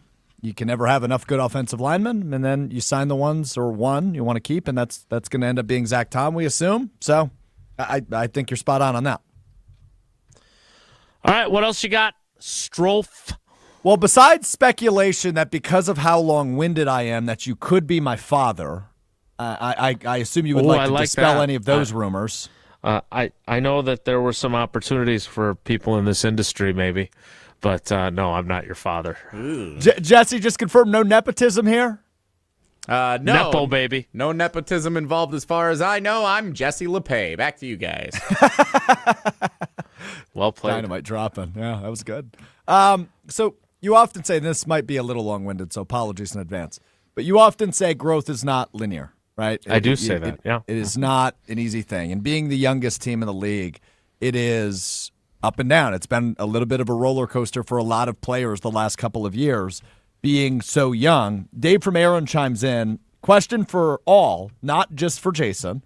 If you had to pick a breakout second or third year player on each side of the ball, who would you chaps pick? I like being called a chap. Ooh, a chap. I'll go last. I'll let you guys pick first. Jesse, you want to lead us off? Second or third year, so not That's a rookie, and no one else beyond that. Okay, Jaden Reed. I think they're going to figure that one out this year. Is that like? Can you call him a breakout player when he's been their leading receiver the last 2 years? Did you see the second half of the season? I'm going to let it pass. If he means that from a consistency standpoint, I'll take it. Just don't say Edrin Cooper next. Consistency. Just don't say Edrin Cooper. Right, exactly. Does Xavier McKinney count as a second-year Packers player? Funny guy, Matt LePay Jr. I don't know what to say on the defensive side of the ball.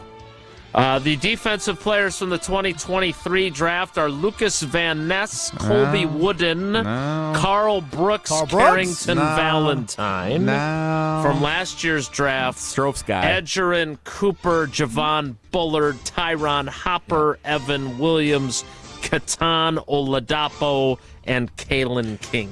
I liked what we saw from Evan Williams the first half of the year till he got hurt. So I kind of, like, that might be cheating, but if he's back and healthy and he's a significant part of it, I liked what we saw from him. He'll be a starting safety. I will go different routes. Offensively, I'm going to go with Luke Musgrave.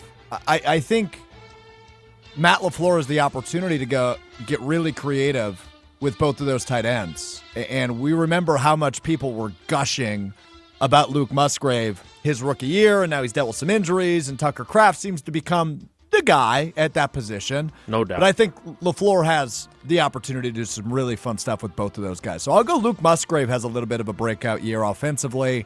And then defensively, Javon Bullard is a guy that intrigues me quite a bit.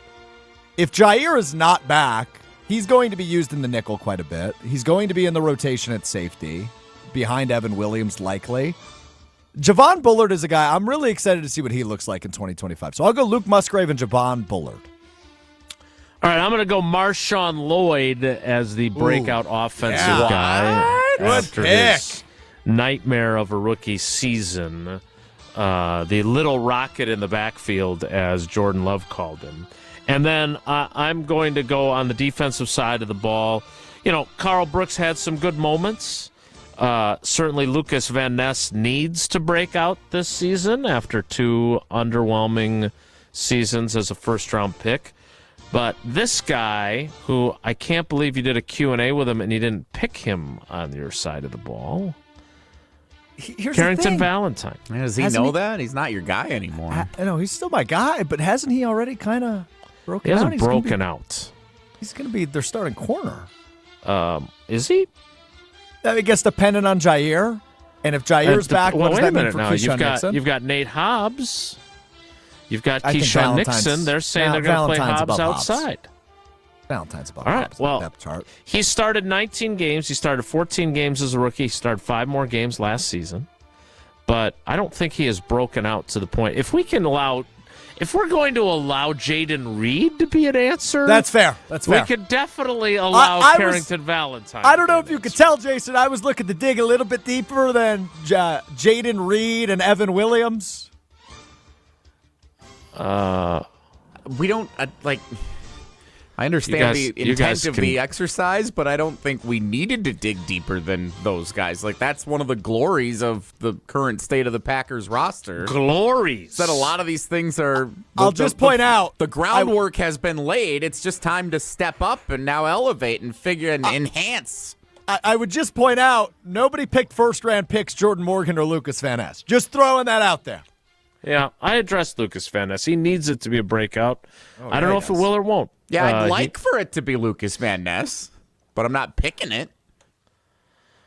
All right, we need to play some trivia. Jesse, what's today's category, and which caller would you like? It has been 8 days since we last played trivia. Whoa. So really? Yeah, because we played trivia Monday, Tuesday, Wednesday last week. We took Thursday, Friday off with the draft and all the festivities that were going on there. Monday we reacted to the draft, which was definitely a continuation of those festivities. I don't really know why we didn't play Tuesday and Wednesday this week, but we had a lot going on the last couple of days with the Bucks being eliminated and Cousins subs of the day, and Jim, Matt, and Molly were in on Tuesday, so that's why we did not play Tuesday. A lot's happened in the last 8 days, so it's been a minute since we've played trivia, and no better way to welcome us back than the trivia category, Mr. Irrelevant. Oh, nice. Are you combining the winners then from Monday through Wednesday last week and Thursday, Friday this week, and then selecting a winner? I'm How's glad that you asked. That's a great logistical question. Is that even allowed in the bylaws? Sure is this time around. Here's what we're going to do. So we got 3 contestants last week. We're going to have 2 this week. That means 5. We're going to draw 1 winner, and then I'm very excited. I know Tausch is very excited. I know Jason's very excited. Starting next week, we are no longer playing for an ESPN Wisconsin prize pack. That never gets delivered anyway. It does get delivered. Why would you say something like that in a big moment like this? That's so undermining of the hype of what we were about to lead up to. Well, now we're going to start delivering because we've got a great partner on chopped board. it at the knees there. Yeah, he did. And it was good. Vortex Golf going to be our brand new partner of Wilde and Tausch Trivia starting next week. So prize packs this week for ESPN Wisconsin prize pack this week to the winner. Vortex Golf is in next week. You're going to want to hear what we have to give away starting next week. Okay, if you're going to critique me, you basically announced that we're going to have way better prizes with Vortex Golf starting next week. So if you win this week, you're just stuck with a crummy old ESPN Wisconsin prize pack. Nah, is that not what you just did? You still want the crummy old ESPN Wisconsin prize pack. That's still a great thing to win. You still want to play trivia. We have people who play trivia. They don't even care if they're eligible to win the prizes. We're going to punish Jesse here for this and then blaming me for cutting him out How from about under. 34 for Giannis? No, we're going to take 23 for Matthew Golden as the first-round pick. Jesse's going to work the phones all the way to caller 23. Caller 23 right now, 844-770-3776, 844-770-3776. Caller 23 shall play trivia. Coming up, want to remind you, I got to see both David Gruber and Steven at the Tundra Trio during the draft. It was great to catch up with them. We had a great conversation about our great partnership with them and our friendship. And I'll tell you this, it's great to see them like that. I hope I never have to have them on my side in a courtroom because that means somebody that I care about or myself has been seriously injured in an accident. And Steven and I were talking about that. They don't want you to call them either. But when something does happen and the insurance company is not doing right by you, make sure you call them so you get what you deserve. One call, that's all. 414-276-6666. 414-276-6666. Gruber offices, one call, that's all. Go to the website. Find out more about their history, all the great lawyers that are there, everything David and his family do in our communities. It's gruber-law.com. Trivia is next. It's Wilde and Tausch. We're on the Packers. You still want to see that steady play, that steady improvement, and you didn't get it from Jordan Love? Because we're on Wisconsin sports. That just makes the stakes that much higher this season. Nobody covers the green and gold like 100.5 ESPN. Mark Tusher here for Chalmers Jewelers. I've been a big fan of Scott, Garrett, and the whole team at Chalmers Jewelers for years now. I go there, my friends go there, and most importantly, my wife loves it whenever I get her something from Chalmers Jewelers. It's my go-to spot for birthdays, anniversaries, and any special occasion. For quality jewelry and a great experience, choose Chalmers Jewelers, the place to go for that perfect gift. Stop at Chalmers Jewelers in Middleton and Madison. Chalmers Jewelers in Middleton And Madison. You, rah. Pella Windows and Doors of Wisconsin present your Badger Minute. Here's Pablo Iglesias. This Badger Minute is brought to you by Steinhaffel's Memorial Day Mattress Sale. Save up to $900 on select adjustable base sets, plus get up to $300 in Steinhaffel's cash only at Steinhaffel's. Along with draftees Jack Nelson and Hunter Wohler, 4 more will get their shot to live out a lifelong dream. On the undrafted free agent front, wide receiver Bryson Green signs with the Arizona Cardinals. O-lineman Joe Huber sticking around the Midwest with the Minnesota Vikings. Cornerback R.J. Delancey going Big Apple with the New York Giants. A couple rookie minicamp invites handed out too. Linebacker John Pius on his way to Cleveland. And D-lineman Elijah Hills is Bay Area bound with the 49ers. Best of luck in the league, boys. Make us proud. Don't wait to upgrade your windows and doors, because right now at Pella Windows and Doors of Wisconsin, get 0% financing for up to 6 years. Visit PellaWI.com today. Good Karma Brands is proud to be an equal opportunity employer. Our policy is to provide equal opportunity employment, development, and advancement to all current and potential teammates. If you are an organization that maintains a job bank, provides employment information, or gives job referrals, you may request to be placed on the station's mailing list for future career opportunities. To learn more about careers at Good Karma Brands, please email careers@goodkarmabrands.com. Hi, this is Lee, inviting you to Ruth's Chris Steakhouse in Middleton. We got a great happy hour every day of the week from 4 o'clock to 7, and our patio during the summer is open too.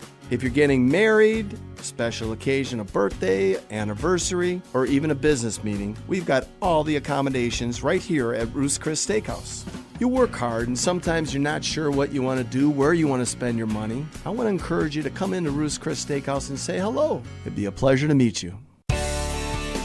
Get ready for the Good Karma Brands John Moser Children's Radiothon Golf Outing on Friday, May 30th at Old Hickory Golf Club in Beaver Dam. Registration's at 11 a.m. while 12 p.m. marks the shotgun start. It's only $350 for a foursome with 2 carts and a lunch for 4. The registration deadline is May 16th. A form and more details are available at dailydodge.com. All funds raised through the day will benefit the 2025 Good Karma Brands John Moser Children's Radiothon.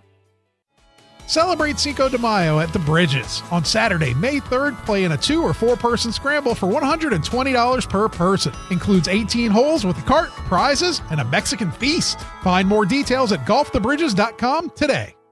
The area's best high school sports coverage is Zimbrick Honda's presentation of Prep Mania. Join me, Hunter Vaughn, and the Dean Dennis Summer Out this Saturday at 9 a.m. We react to the huge news of the WIAA voting to allow name, image, and likeness at the high school level. Plus, the Dean and I recap the week that was for area schools as the postseason is just a few weeks away. All that and more this Saturday at 9 a.m. right here on 100.5 ESPN and the new ESPN Wisconsin app. When you've been injured, you need a winning team on your side. Gruber Law Offices will fight for the results you deserve. Call Gruber Law Offices today, a proud partner of your Milwaukee Brewers. One call, that's all. We're on the Badgers. There are moments where it feels like you're close, but taken holistically, those look like blips. Because we're on Wisconsin Sports. To win a championship, you have to consistently be that team. This is 100.5 ESPN and Wisconsin On Demand. I remember the nights when we were young, dumb, and wild and free. When I closed my eyes, I could see you in my sweatshirt, dancing around that college bar. These days I don't know where you are, but I get to keep these memories forever. Oh, I remember. Oh, I remember. Yeah. I still can't hear Third Eye Blind without thinking about that night. We bought long seats, but we never made it in. 'Cause we couldn't stop making. Let's play some trivia. Let's welcome in our contestant. It is Brian in Williams Bay, formerly of Greendale. Brian, where were you before Greenfield. Williams Bay? Greenfield. Greenfield. That was close. Greenfield, Greendale, whatever. All right. The category is Mr. Irrelevance, which is also the name of the wildly popular program that Strouf normally hosts, which is available when, Strouf? Beginning at 12:30 Central, Monday, Wednesday, Friday, ESPN Milwaukee, ESPN Madison on YouTube, and, of course, available wherever you get your podcast, including the all-new ESPN Wisconsin app. So I'm going to pull a Tausch here, and since we have Mr. Irrelevant here, I'm going to let Mr. Irrelevant ask all the questions of Brian about Mr. Irrelevant. What is with, Jesse, real quick, before we get to Brian, what is with the hosts on this show taking this segment off? Why is that a thing? Well, it was a 3-hour show on ESPN Wisconsin. Sometimes you need a little load management. I don't need it at all. I could do it. I'm just choosing not to. I can't believe I'm about to do this, but I have to defend Ben Brust for a moment. He hosts a 3-hour show every day on ESPN Wisconsin, and he doesn't load manage. Load management. All right, here we go, Brian and Williams Bay. Question 1, Wilde and Tausch trivia. Perhaps the most famous Mr. Irrelevant of all time, which of these is the only quarterback to ever start a Super Bowl after being the final pick of an NFL draft class? Was it Brock Purdy, Matt Hasselbeck, or Hunter Vaughn, also known as Tiny Hands?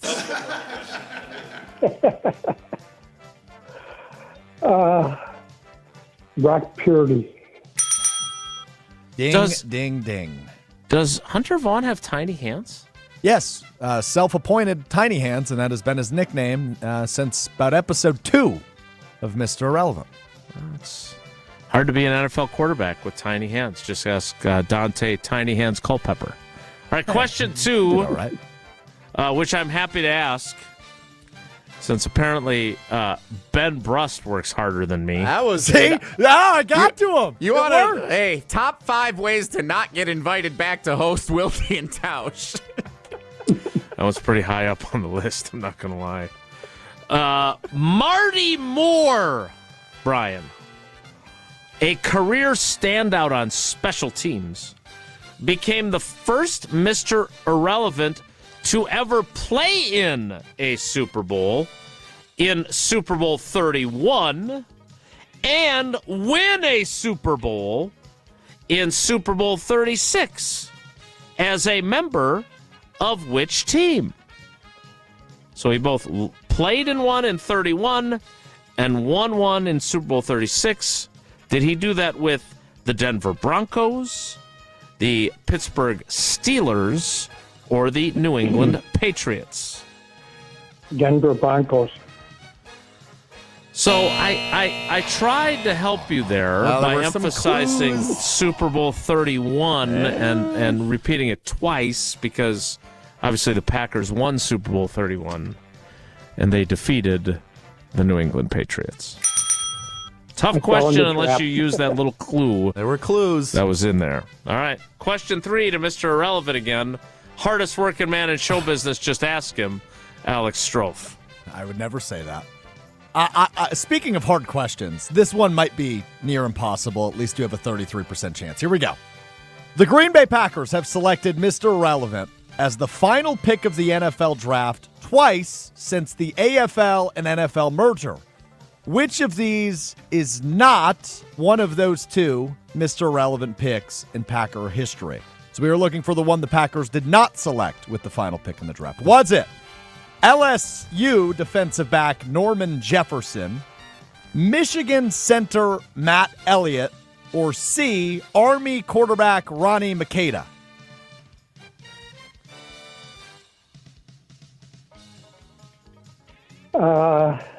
First of all, the hardest working guy is Jesse. We know that's not Brian. true. Thank you.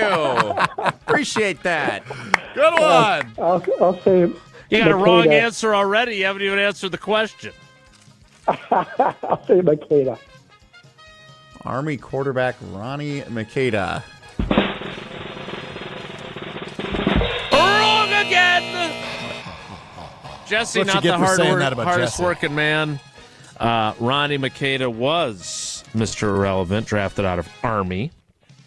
Norman Jefferson was the 335th and final pick of the 1987 draft.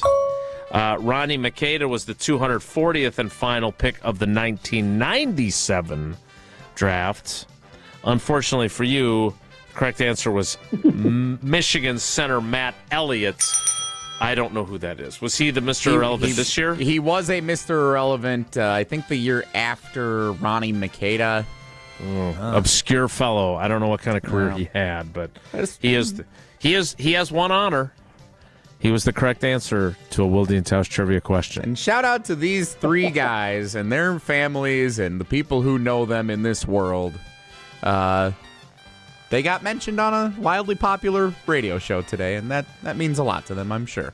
Unfortunately for them, they're not eligible for the Vortex Golf prize packs that are coming your way. Neither is Brian, but Brian is eligible for an ESPN Wisconsin prize pack. The problem is he's only got 2 entries into our drawing tomorrow. Brian, thanks for playing, buddy. We appreciate your loyalty to the show. My pleasure. Great talking to you.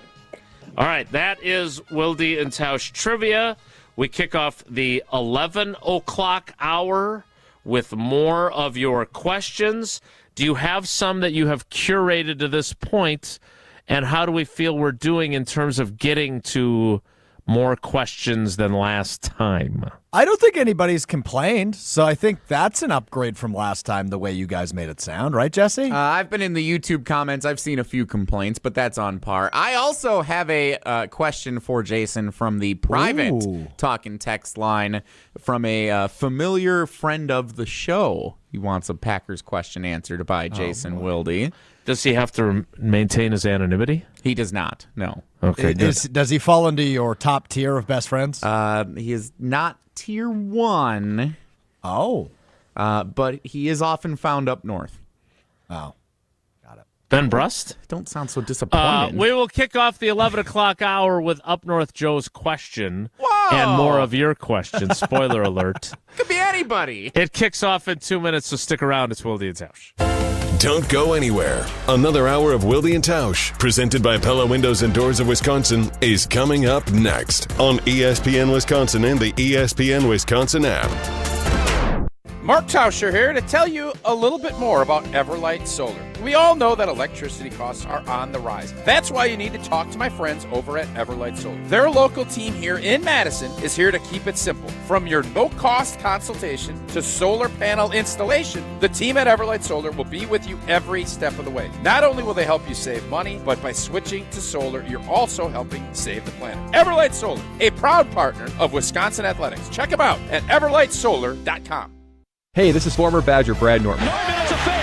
Great call and great execution. You're listening to a Good Karma Brands radio station, 100.5 ESPN, WTLX, Monona, Madison. Broadcasting live from the Everlight Solar Studio, this is your Metro Kia of Madison Sports Center.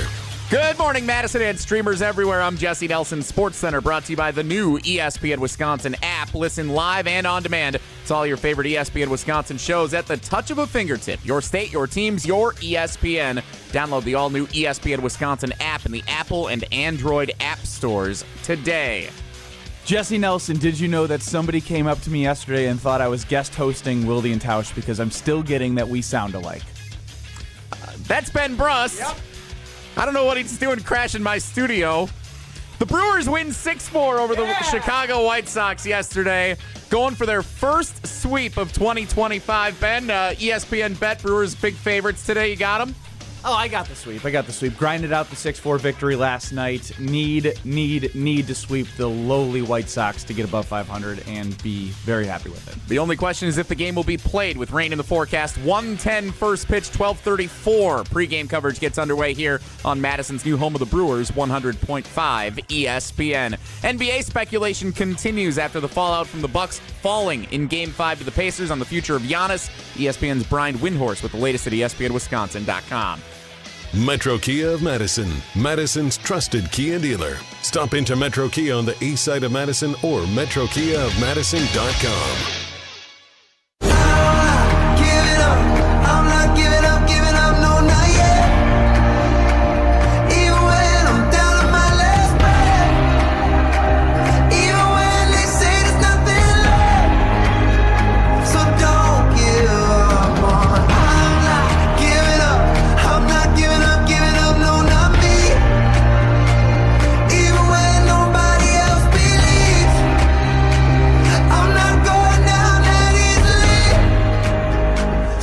The 11 o'clock hour of Wilde and Tausch begins now.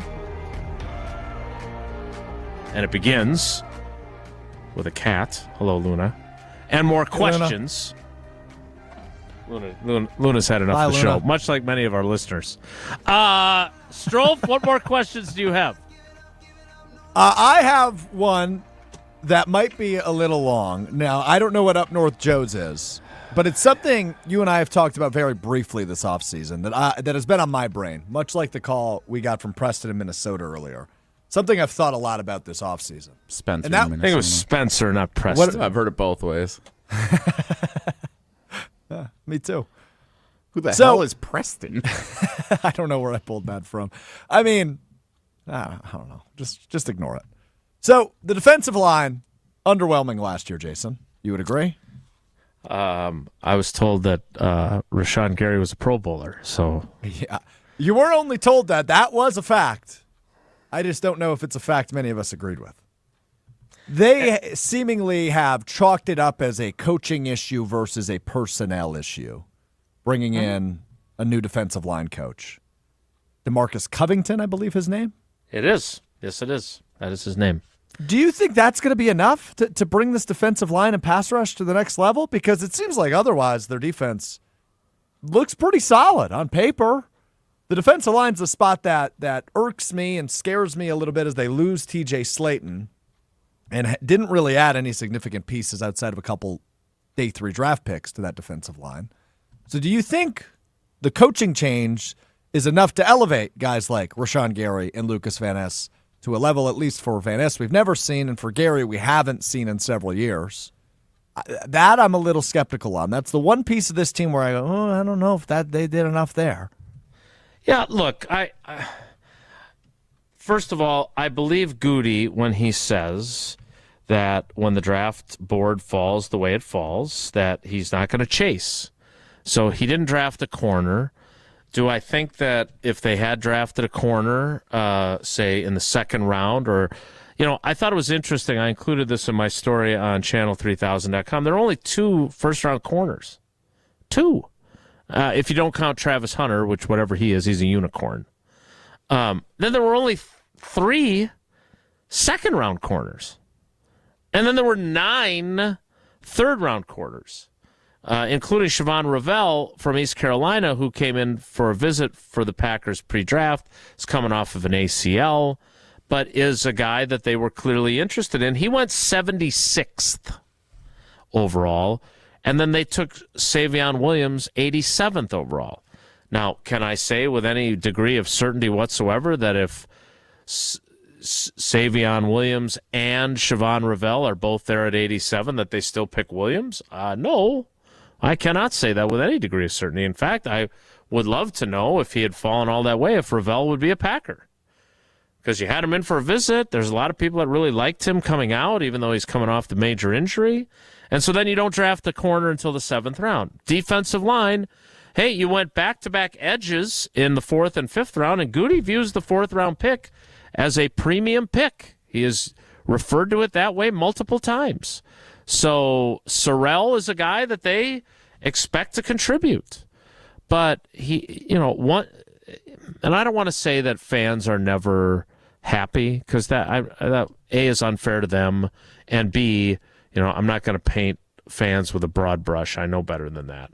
But there is a segment of the fan base that now they finally draft a wide receiver for the first time in the first round in 23 years, and now we're not happy you didn't get a corner or an edge rusher high.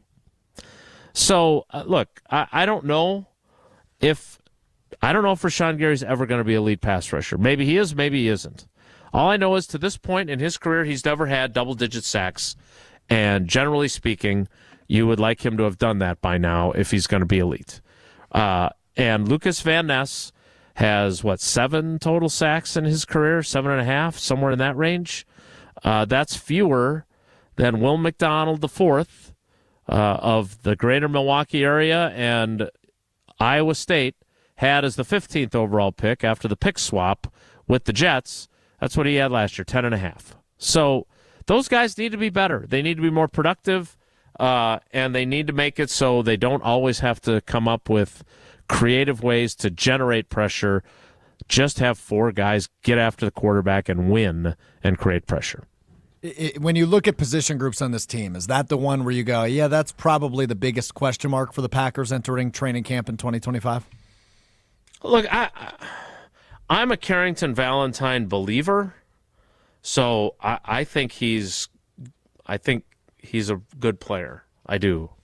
And so, but I do think there are people that question corner, which is why so many folks are getting their hopes up now about the Jair Alexander reconciliation, which again, I hope it's true. I hope it ends up working that way. But let's make sure we understand that while Rob Domofsky did report that they are now conversing and discussing the idea of him coming, he also made it very clear that all 3 options, release, trade, or reconcile, are all on the table. It's not just, now they're working toward a resolution and he's definitely going to be back. So maybe he will, maybe he won't. but I don't know about anybody else, but this is one of the longer running topics that I've encountered since quarterback's mold retirement. / leaving Green Bay. Rodgers watch too. Mm-hmm. Yeah, to your point, I am no math whiz by any means, but 66.6% of those options you just listed equal Jair not in Green Bay.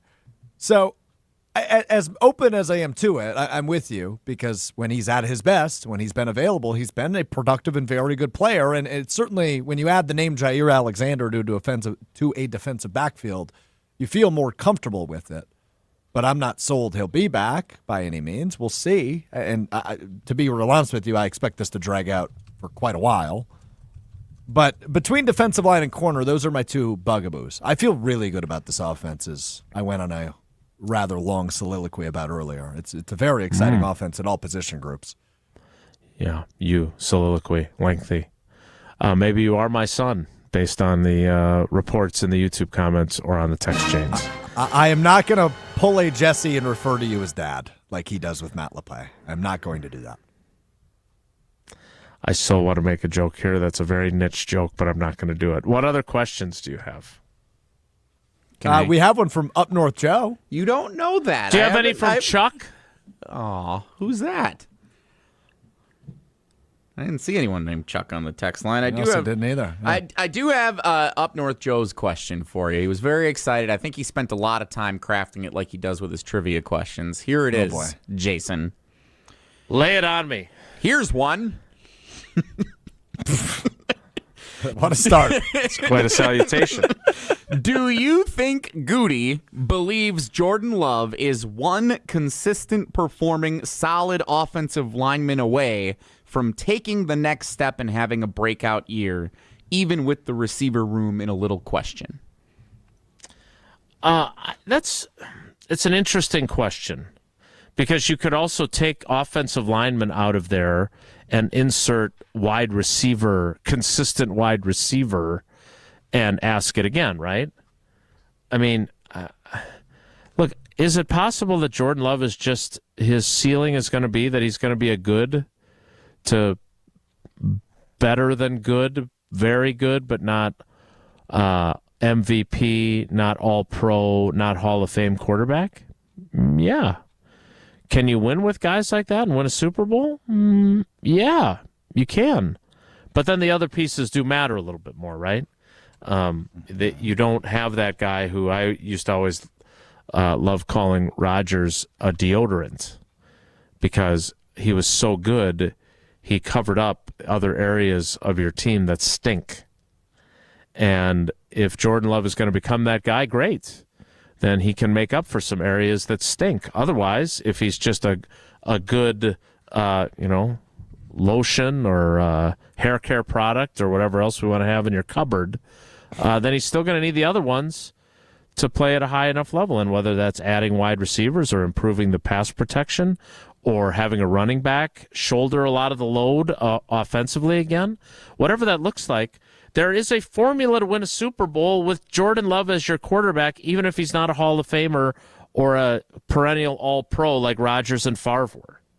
There's certainly plenty of, there's what did PETA want us to say instead of skin? There's lots of ways to feed a cat. So whether or not Jordan Love is going to be as great as Favre or Rodgers, I would say, based on the early returns, that it's less likely that he is that good and more likely that he's just pretty good. Feed a fed horse is the one I was looking for. Yeah, there, that was Josh. Definitely more than one way to feed a cat is not what you were looking for. Well, they definitely don't want us skinning cats. No, they definitely changed that one. You're right. But that one's a beat a dead horse. Yes. Feed a fed horse. But beat a dead horse is not what I'm looking for there. What I'm looking for is there's more than one way to win Super Bowls with quarterbacks. So it was definitely skin a cat. I don't remember what they gave me as an alternative. PETA, if you're listening. I need your info. Up North Joe is upset with me that I changed his question. Wait, you changed his question? No, he said editorialized it? He said, all right, he said, do you think Goody believes Jordan Love is one consistently performing solid O-line away from taking the next step? So the entire group. He's talking about the entirety of the line, not just one offensive lineman. I misunderstood what he was saying. Sorry, Joe. Does that change your answer? No. Didn't think so. No. But I appreciate your position. apology. They've put him in a position to limit excuses. That's for sure. Right? I think we would all agree on that. They have given him a lot to work with. There's no question about that. Whether or including not including a $55 million payday every year. year. But also a first-round wide receiver and another opportunity and another guy in the third round now. So, look, they've given him ample options. Whether or not they're good enough, we'll have to wait and see. Very true. Yeah, and an investment in a left guard and a second-round offensive tackle. So we will see. What else you got? Don't we need to break? We were so concerned about time management in the 9 o'clock hour. Now it's 11:22, and Jason's over here. What the heck? Let's keep going. Time for a break, I'm told. Could you beat me in a 40-yard dash? What That's changed? a question. What changed from the 9 o'clock hour to the 11 o'clock hour? We're like, we're going to be on time today. I thought Strouf took over the show. I thought that's what changed. I thought he was on top of this. All right, more of your questions next. It's Wilde and Tausch. This is Wilde and Tausch, presented by Pella Windows and Doors of Wisconsin. Call Gina Della from Pella today, 855-PELLA-WI, and online at PellaWI.com/radio. Since 1956, Holman Lindsay Paints has been making paint in Wisconsin for Wisconsin. Because of their commitment to making great paint for Wisconsinites, Holman Lindsay has grown over the years to 26 locations in this great state. Headquarters in Sun Prairie with a state-of-the-art facility, Holman Lindsay has the paint you need to make your job better. From do-it-yourself to professional, Holman Lindsay has paint for everyone. Visit one of their local locations today in Madison, Sun Prairie, Middleton, and Janesville. Mark Tauscher here for Pizza Hut, where Cheesy Bites Pizza is back right now. For just $13.99, you get a large pizza with 28 pullable, poppable, cheese-filled bites. And even better, it comes with the Ranch Lover's Flight, featuring 3 bold new dips: Ultimate Ranch, Chipotle Ranch, and Pepperoni Ranch. 1 large pizza, 3 dips, endless flavor. Hurry in or order online today at pizzahut.com. Only at Pizza Hut. No one out-pizzas the Hut. Your Honda gets you everywhere. When it needs service, you need Zimbrick Honda service. Their customer service is second to none, and you can experience it for yourself at 2 convenient Madison service locations on Fish Hatchery Road and Grand Canyon Drive. From simple maintenance to expert repairs, Honda certified technicians handle it all. Stop in for an express oil change at Fish Hatchery Road on Saturdays. No appointment necessary. Part of the Madison community since 1973. Shop local. Shop Zimbrick Honda. You remember the moments from that magical March. Side Decker, it's a 3. Got it! On June 26th, celebrate the squad with Made 'em Believe, a special night with Bo Ryan, Frank Kaminsky, and Sam Decker. Here's Kaminsky, the drop stab, that's his favorite. And the 2. Presented by Bud Light, Michelob Ultra, Potosi Varsity Ale, and Potosi Hard Seltzer. Tickets are on sale now at uwhoops2015.com. Made 'em Believe, June 26th at the Orpheum Theater in Madison. Looking to transform your home with stylish furniture and home accessories without breaking the bank? At your local IKEA in Oak Creek, they believe everyone deserves a beautiful and affordable living experience that enhances your everyday life. From comfortable and fashionable sofas and sectionals, to kitchens full of inspiration, to bedrooms designed to help you find your best sleep and relaxation, IKEA's home furnishing combines form and function to fit any lifestyle and budget. Visit IKEA Oak Creek today or explore their collection online at ikea.com/US.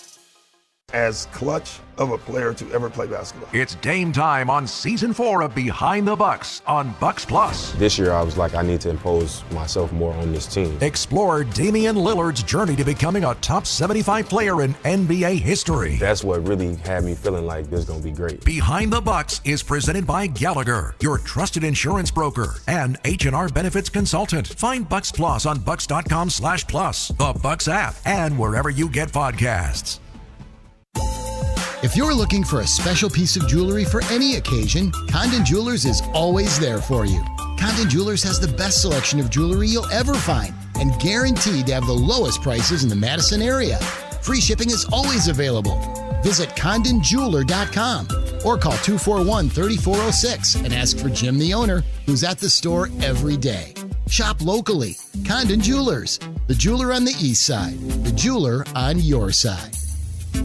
Join the Madison Money Guy, Christian Finfrock, for Retirement Income Strategies, Saturday and Sunday mornings at 7. Get the information you need as you plan for retirement. That's Retirement Income Strategies, Saturday and Sunday mornings at 7. Investment advisory services offered through Retirement Income Strategies, an SEC-registered investment advisor. For official rules and more information about every contest on 100.5 ESPN, visit ESPNWisconsinContest.com. That's ESPNWisconsinContests.com. You're listening to 100.5 ESPN and the ESPN app. Wilde and Tausch on 100.5 ESPN is brought to you by Everlight Solar. Save money, save the planet. Everlight Solar.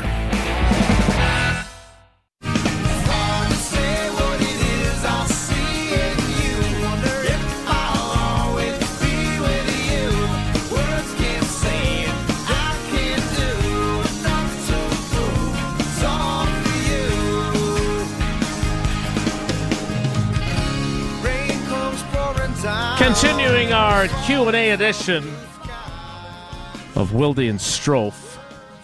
If I may interject. You certainly may, Matt LePay Jr. Oh, boy. So we've had a lot of questions for Jason on the program today. Oh, boy.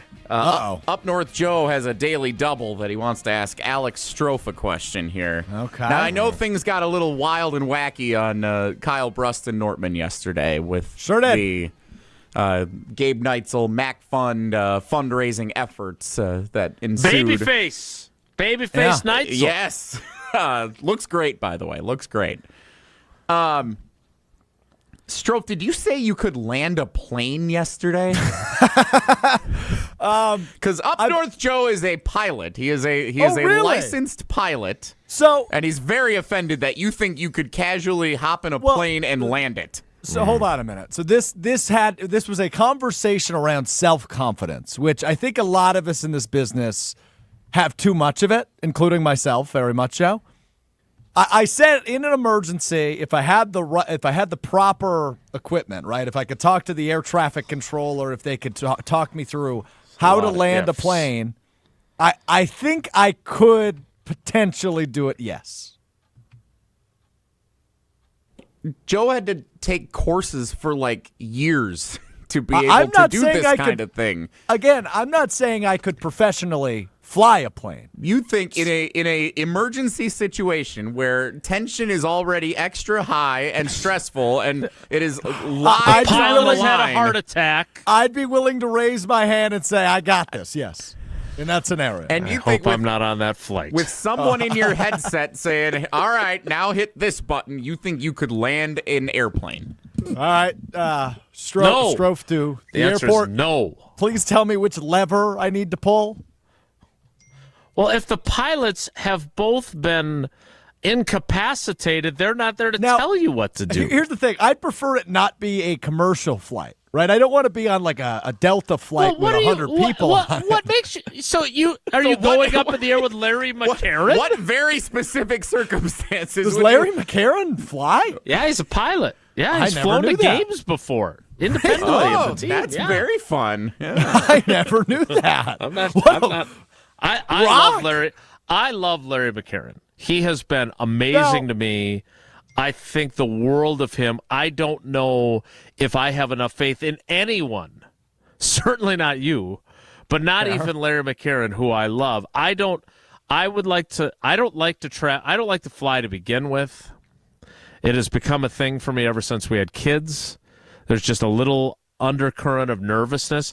I am not going up in a helicopter. I'm not going up in a small airplane like Larry flies.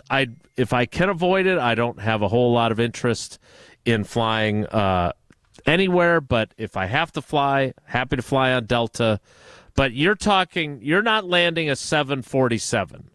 You're landing like a Cessna. Yeah, a Cessna. Like a little four-person plane. You totally know what a Cessna is. Yeah, well, just act like I know what that is for a moment. Since you're apparently appointing yourself a pilot, amateur pilot, I feel like you should know a little more about planes. An irrational self-confidence thing about me is, in the case of an emergency, I think I could land a small plane. Now, I don't mean to be insensitive real quick on this Larry McCarron note, but we all know about his famous pinkies.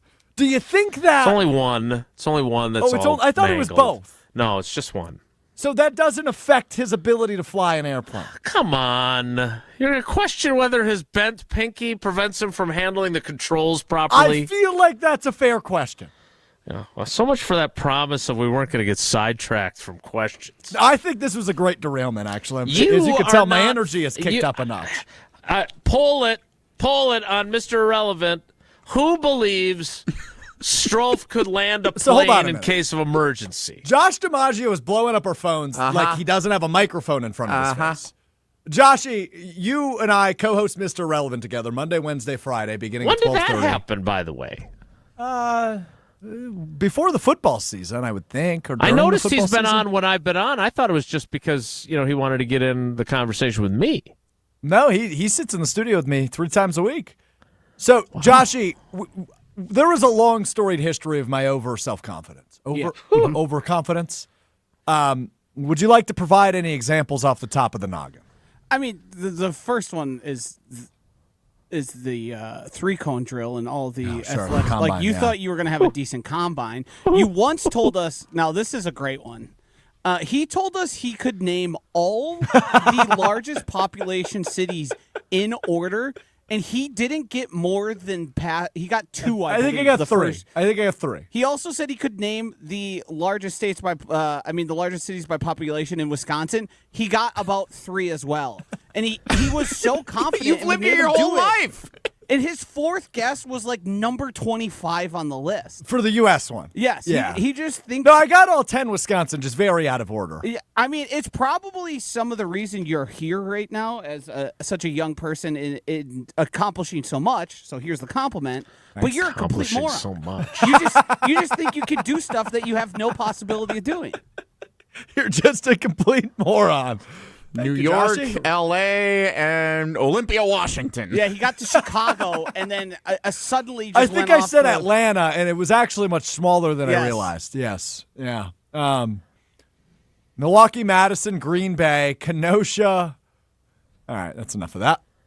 Chip in Cedarburg, I'm a pilot too. No chance you get that plane safely on the ground. I'd rather jump out and take my chances of surviving the impact than an attempted Strouf landing.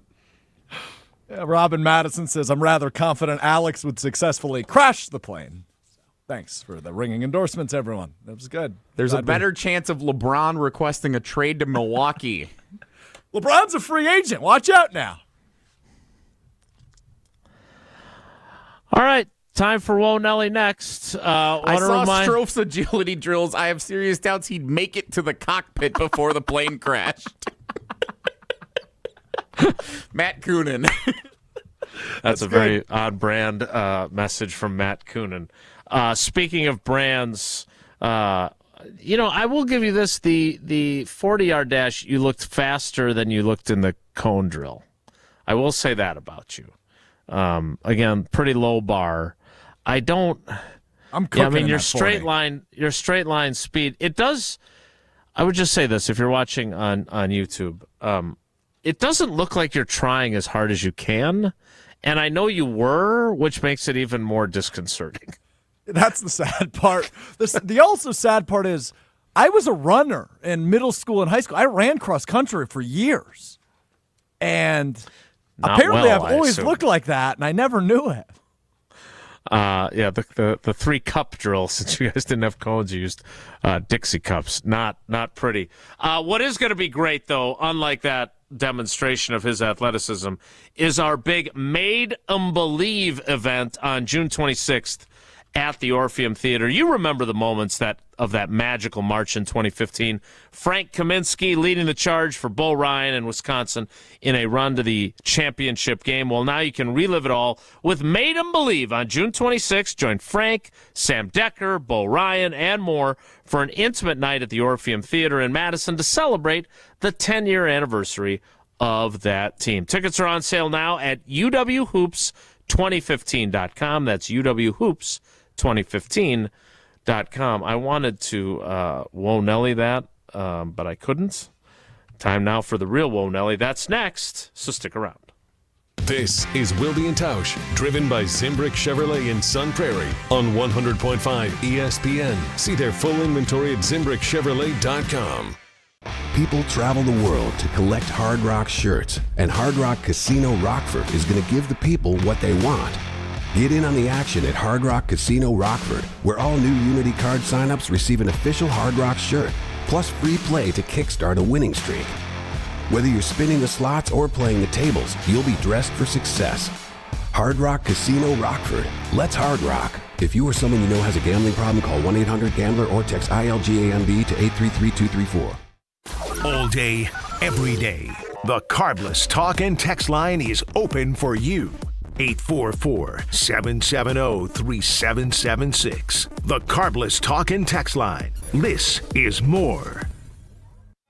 Celebrate Cinco de Mayo at the Bridges. On Saturday, May 3rd, play in a 2- or 4-person scramble for $120 per person. Includes 18 holes with a cart, prizes, and a Mexican feast. Find more details at golfthebridges.com today.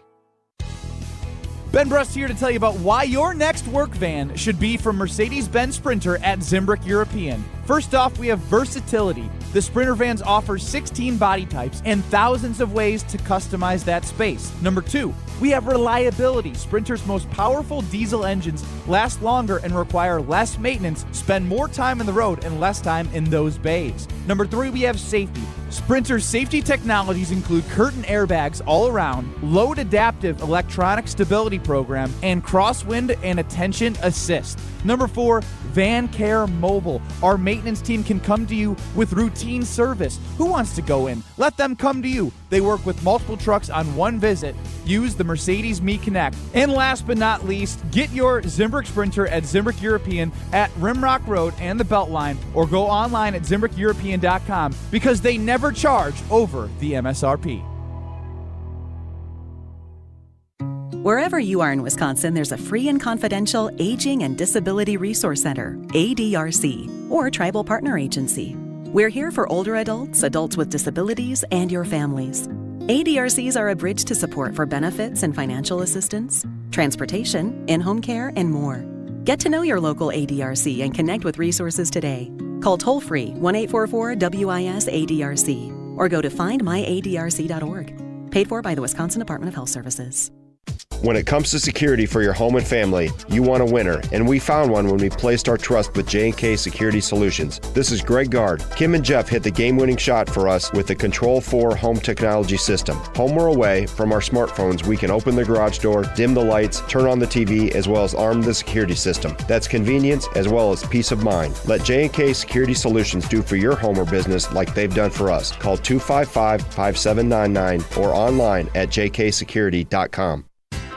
There's no safer place to feel dumb than Mr. Irrelevant with Alex Strouf. We are adults on this program. Yeah. I don't know what it's going to take for people to realize that. Don't listen to the end of Monday's program. Don't do that. Don't listen to the end of most of our programs. If you don't listen to the show, you can go ahead and say we are the most mature show on ESPN Wisconsin. Mr. Irrelevant, live every Monday, Wednesday, and Friday at 12:30 on the ESPN Madison YouTube channel. Bikers need protection, not just from other drivers, but unfortunately from insurance companies too. We've been fighting for injured bikers and their families for more than 30 years. Call Gruber Law Offices today. One call, that's all.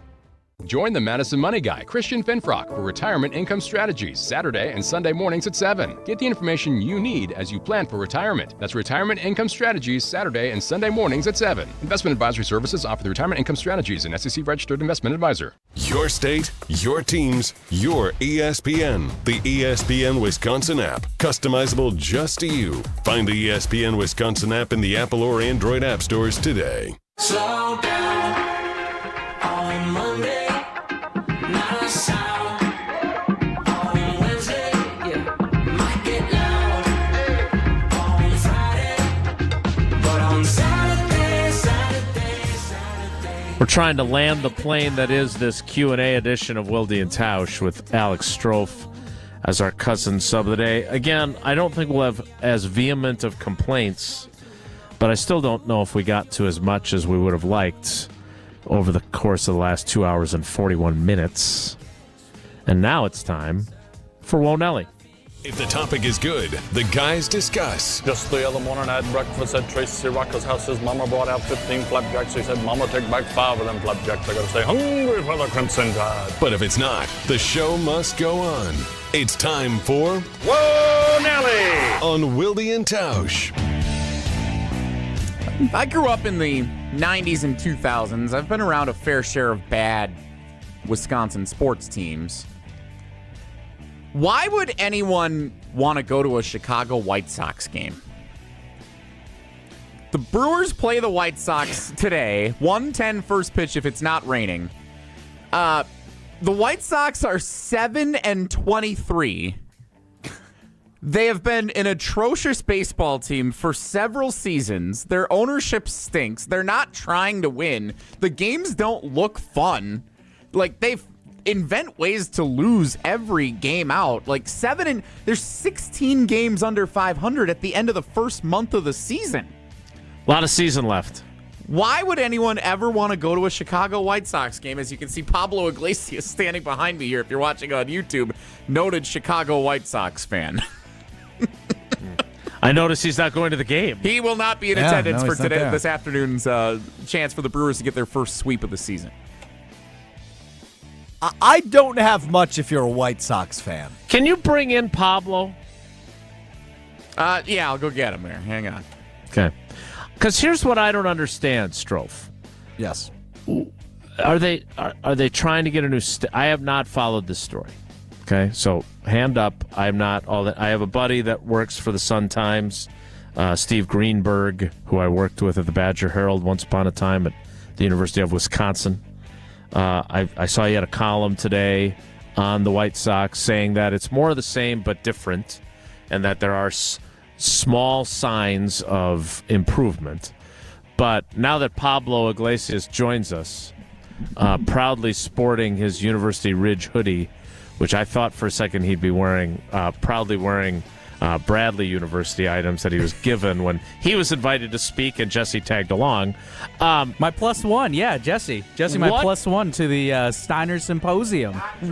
Yeah, he was not invited. Well, we do have all the jump know that around now. today. I do have to rep a little bit of Badger, but let's focus on the big thing here. Because if we're going to Chicago, what our listeners are interested in is White Sox talk. Absolutely. Because I'll just put it this way. I think the Chicago White Sox are very much the indication of what Chicago is actually all about. You're going to have a great time. You're going to get to see what the neighborhood's all about. You're going to get great food. It's not the sexiest stadium of them all, but hey, it's a baseball stadium. And you know what? If you're going down to Milwaukee, it's about an hour and a half drive, hour 45 into traffic. You get to see the Brewers. You get to see them pull off the sweep, and you get to knock off a baseball park too. If you're a Brewers fan wanting to go to a Chicago White Sox game, I'll tell you what all bars to go to as well. That's the neighborhood that I grew up in. That's where I'm from. That's where I would say, guys, you got to go to a Chicago White Sox game, and I'll be your tour guide. All right. Yeah. I've had two. Now this is the third person who's taken over this show for me today. It's good. The reason I invited you in was not for you to act like the Chamber of Commerce that was for the sales pitch. Southsiders. It's a good one. What are they trying to accomplish by not trying to win? Are they trying to get? Are they trying to move out to the suburbs? Why don't they care about fielding a playoff or even not just contending but just competitive baseball team in Chicago, Pablo? I feel like that it's getting in their own way. It's what the front office is all about. They want to be about putting a winning product out there, but they have to be real. They gotta be with the times now too. It's not gonna be like players are all of a sudden just gonna stop asking for more money. Get out there, and if Yasmani Grandal and Andrew Benintendi are the highest paid players ever in franchise history, there's a problem there. I don't want to just be the guys that are at the table with Bryce Harper and Manny Machado and call it a day. That's what the Brewers are doing, too. It's like, hey, we're at the table. We're talking to these free agents. Don't give up. You're still in Chicago. You're still in a big market. So I don't know exactly what the problem is or how to fix the problem, guys. But I just say, you know what? Stop saying that you can't be at the table and you can't afford these big market players, because I know that they definitely can't. Jerry Reinsdorf's got some money with the Chicago Bulls. I know that. Well, hey, they stink too. They made some really cool crossover jerseys with the White Sox and Bulls. That's going to solve all the problems, right? Give me a couple extra dollars to get some free agents next summer. I'm not a fan of those. Like, it's just a huge cash grab, guys. I mean, do you feel otherwise? I feel like it's a huge cash grab now. It's like what the NBA City jerseys are now. Those are cool, but now we're just like, we're losing the essence of what the City jerseys are. Celebrating Jerry's greatness. Celebrating Chicago's greatness. Look at the collar. Grab. What are you talking about? Look at the collar. It shows all of the championships. It shows the 6 Bulls championships and then 1906 and 1917. Why are those on there? Jerry did it with, it's like, quote unquote, celebrating the success of the White Sox and Bulls. I did not expect this to be the talk today. I'm sure everybody else is just thrilled to be talking about Chicago White Sox and Chicago Bulls basketball here across ESPN Wisconsin. Yeah, I just want to point out, I didn't get a very good answer from you on this. I was very good at diverting, wasn't I? Like, you don't know why they suck. It's not like they're completely broke. Like, is it incompetence? Whatever it is. We're just too loyal at this point, man. I'm just, me and my dad. It's incompetence. Whoa, hang on now. Well, the team is incompetent. Right. I didn't go to a game at all last season, but yeah, oh, big fan. I got to give it to it's my neighborhood. You're clearly eat super loyal. Food. You're going to check the stadium off your list. They averaged 17,000 fans a game last year. Pablo's giving us a Chamber of Commerce sales pitch. He didn't attend one. I'll go You're this fraud. year. I'll go. Did you just? I'm not a fraud. Jesse, get him out of here. Get him out. I'm getting yanked. I'm getting yanked. Hey, guys, take care. Be good. Somebody get that hook thing that they pull guys off stage with. Do I feel like I have any better idea how a big market like Chicago has such a crappy team? We could have won Nelly that. Well, Jesse gave him his headphones and the microphone, and then he left. I didn't even hear what you guys were saying on the other end of it, the way this works back here. Quite an operation. Whoa, Nelly! Whoa, Nelly! All I heard was, but hey, it's a baseball stadium. That's one in the top 5 reasons to go to a White Sox game. Great neighborhood, but he didn't attend a single one last year. That's great. Yeah, that's where he grew up. Good insight. Luka and LeBron were eliminated from the playoffs last night in the same amount of games in the same round as the Milwaukee Bucks, who were without Damian Lillard for all but 5 quarters of the postseason. Should the Lakers be more embarrassed than the Bucks for their postseason performance? Yes, without a doubt. I mean, the Bucks lost Damian Lillard. I mean, you have built-in excuses right away right there. LeBron just didn't show up in the fourth quarter of either Game 4 or Game 5, scored a combined 5 points in the fourth quarters of each of those games as the Lakers fall. So, Father Time might be catching up to old LeBron James. Luka's still amazing, but he's just, I don't know. It wasn't enough, obviously, to beat Ant-Man and the Wolves. So, yes, they should be more embarrassed because they were healthy, at least healthier in terms of their stars. Yeah, I have to admit, was that game late last night? It was, yep. Because I wanted to see if the Wolves were going to eliminate them, and then I forgot, and then I went to bed. Which is what older folks do. Lakers were down double digits. They came roaring back in the third and then blew the lead and ultimately lost by, I think it was 7 or 8. So if I recall correctly, there was someone on this panel who is not here today who was also touting the Doncic trade frequently that had them in the finals. That is not going to be the case in the West. So they should be embarrassed. They made this big move. They had the heist of the century, getting Luka Doncic the way they did. And good for Anthony Edwards and the T-Pups. Good for them. Whoa, Nelly. T-Pups? That's what they used to be called when they were a really young team in the 90s, the T-Pups. Ah, yep. Okay. Interesting. Learn stuff from old people all the time. Next! Whoa, Nelly! Are you out of stuff? Yeah, the music's done, dude. What's going on here in the 11 o'clock hour? What's going on with you, Jason? You keep wanting more. It's 11:51. Like we're out of time. Let's do another here. The hour. music's done. What are you doing? Well, the music was done, and hand up. This is my fault. How do I get my hand in the video stream here? There we go.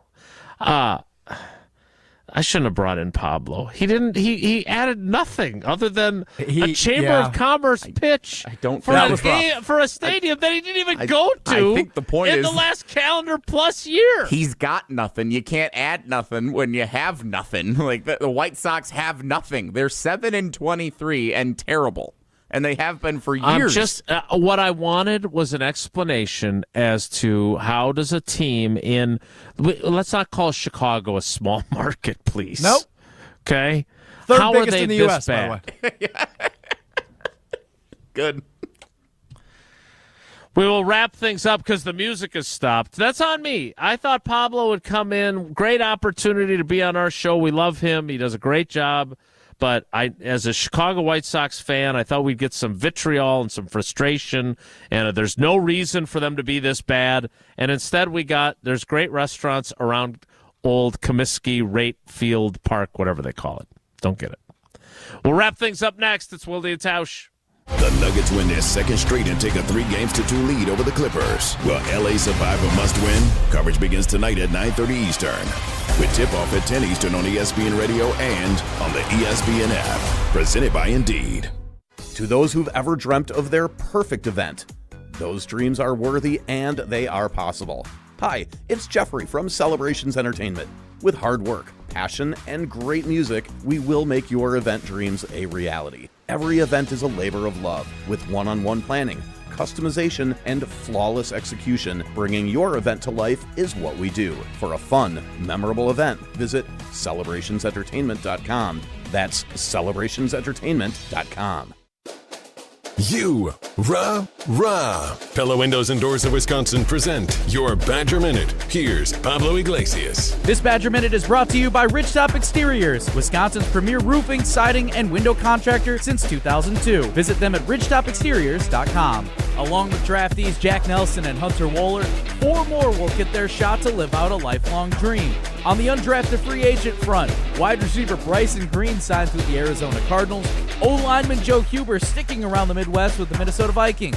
Cornerback R.J. Delancey going Big Apple with the New York Giants. A couple rookie minicamp invites handed out too. Linebacker John Pius on his way to Cleveland. And D-lineman Elijah Hills is Bay Area bound with the 49ers. Best of luck in the league, boys. Make us proud. Don't wait to upgrade your windows and doors, because right now at Pella Windows and Doors of Wisconsin, get 0% financing for up to 6 years. Visit PellaWI.com today. Ben Brust here to tell you about Zimbrick European. They're Mercedes, Audi, Porsche, and certified pre-owns. But the best part is I've been working with them since 2018, and the evolution has been a 2-door, a 4-door, and now it's time for an SUV. My life has changed, and it's changed with Zimbrick European. Being a dad has made it really important to have the comfort and the safety that the SUV will bring me. Again, Zimbrick European off the Beltline at Rimrock Road. Of course, I found the sexiest car on the lot. Check them out. Jim Rutledge here, and I want to tell you about the Bruce Company, Dane County's premier retailer of outdoor furniture. They'll help you elevate your outdoor living space like they have for me. Exceptional craftsmanship, all the latest styles, colors, and durable materials that hold up to whatever Wisconsin weather brings. From deep seating to dining, pick your set and the Bruce Company will customize it to fit your style. Visit their furniture showroom in Middleton and let their trained staff help you bring your outdoor dreams to life. The Bruce Company, your outdoor living experts. Greg Scalzo here for Buck and Honeys. Congratulations to the perennial Best of Madison Award winner by the folks at Madison Magazine. Meet me at Buck and Honeys to celebrate Wisconsin hospitality. Whether you're enjoying the view on the Yahara River in Monona, exploring Wanakee, visiting the OG in Sun Prairie, or checking out the new location in Mount Horeb, you can enjoy the Buck and Honeys experience in a neighborhood near you. Serving lunch and dinner 7 days a week with brunch every Saturday and Sunday. I'll see you at Buck and Honeys. Staying on Wisconsin sports never stops with the Jump Around podcast. I think having a room full of players that want to be here will matter and run this offense will matter. And I do think this team's going to look competent. I got 6-7 wins from them because their schedule's impossible. But 6-7 wins and looking like you belong in every game, I think that's going to build a lot of confidence for fans going forward. The Jump Around podcast with Jim Rutledge and Pablo Iglesias. Streaming live every Thursday at 12:30 on the ESPN Madison YouTube channel. Quarterback Jordan Love isn't just on the Packers. He's also on the American Family Insurance team. Because like us, he believes in dreaming fearlessly. Just chase your dreams and don't let nobody hold you back. And we help protect those dreams with the right coverage so you can dream fearlessly. American Family Insurance. Get a quote and find an agent at amfam.com. Products not available in every state. American Family Mutual Insurance Company, SI, and its operating company, 6000 American Parkway, Madison, Wisconsin. Sunday Night Baseball on ESPN Radio. Shohei Ohtani and the Los Angeles Dodgers begin a 10-game road trip in Atlanta against Marcell Ozuna and the Braves. Coverage begins at 6 Eastern, with first pitch at 7 Eastern on ESPN Radio and on ESPN.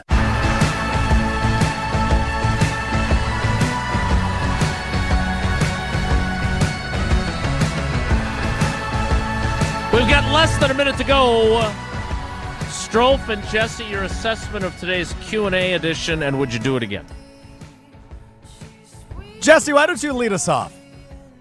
I've enjoyed the Q&A day. I think... I don't think we should do it often. My takeaway is this. I think Jesse and I enjoyed ourselves. I think the fans enjoyed themselves. I'm not positive Jason enjoyed himself. I'm not sure if we covered as much ground as we wanted to. Certainly an upgrade from the last time.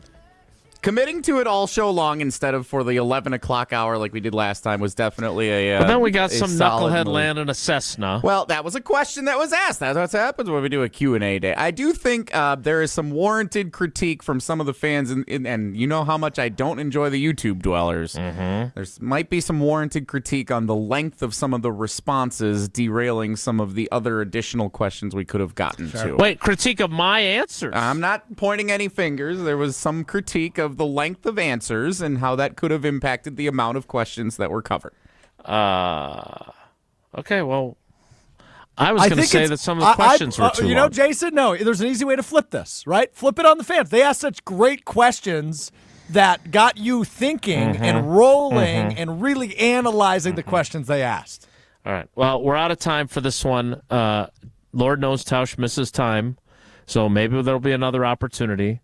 We'll keep workshopping it, and we'll see if we can't maybe get to even more answers in the future. But my thorough answers, I thought, were the point of this. I did too, but again, you can't make the YouTube dwellers happy. That's not true. We love YouTube. That'll be it for us today. Thanks to Alex Strouf for stepping into the breach, and thanks to the YouTube dwellers who didn't think we got enough answers because mine were too long. They did a great job today. Great day. Take care. Be good. Miss any of today's episode of Wilde and Tausch, presented by Pella Windows and Doors of Wisconsin? Come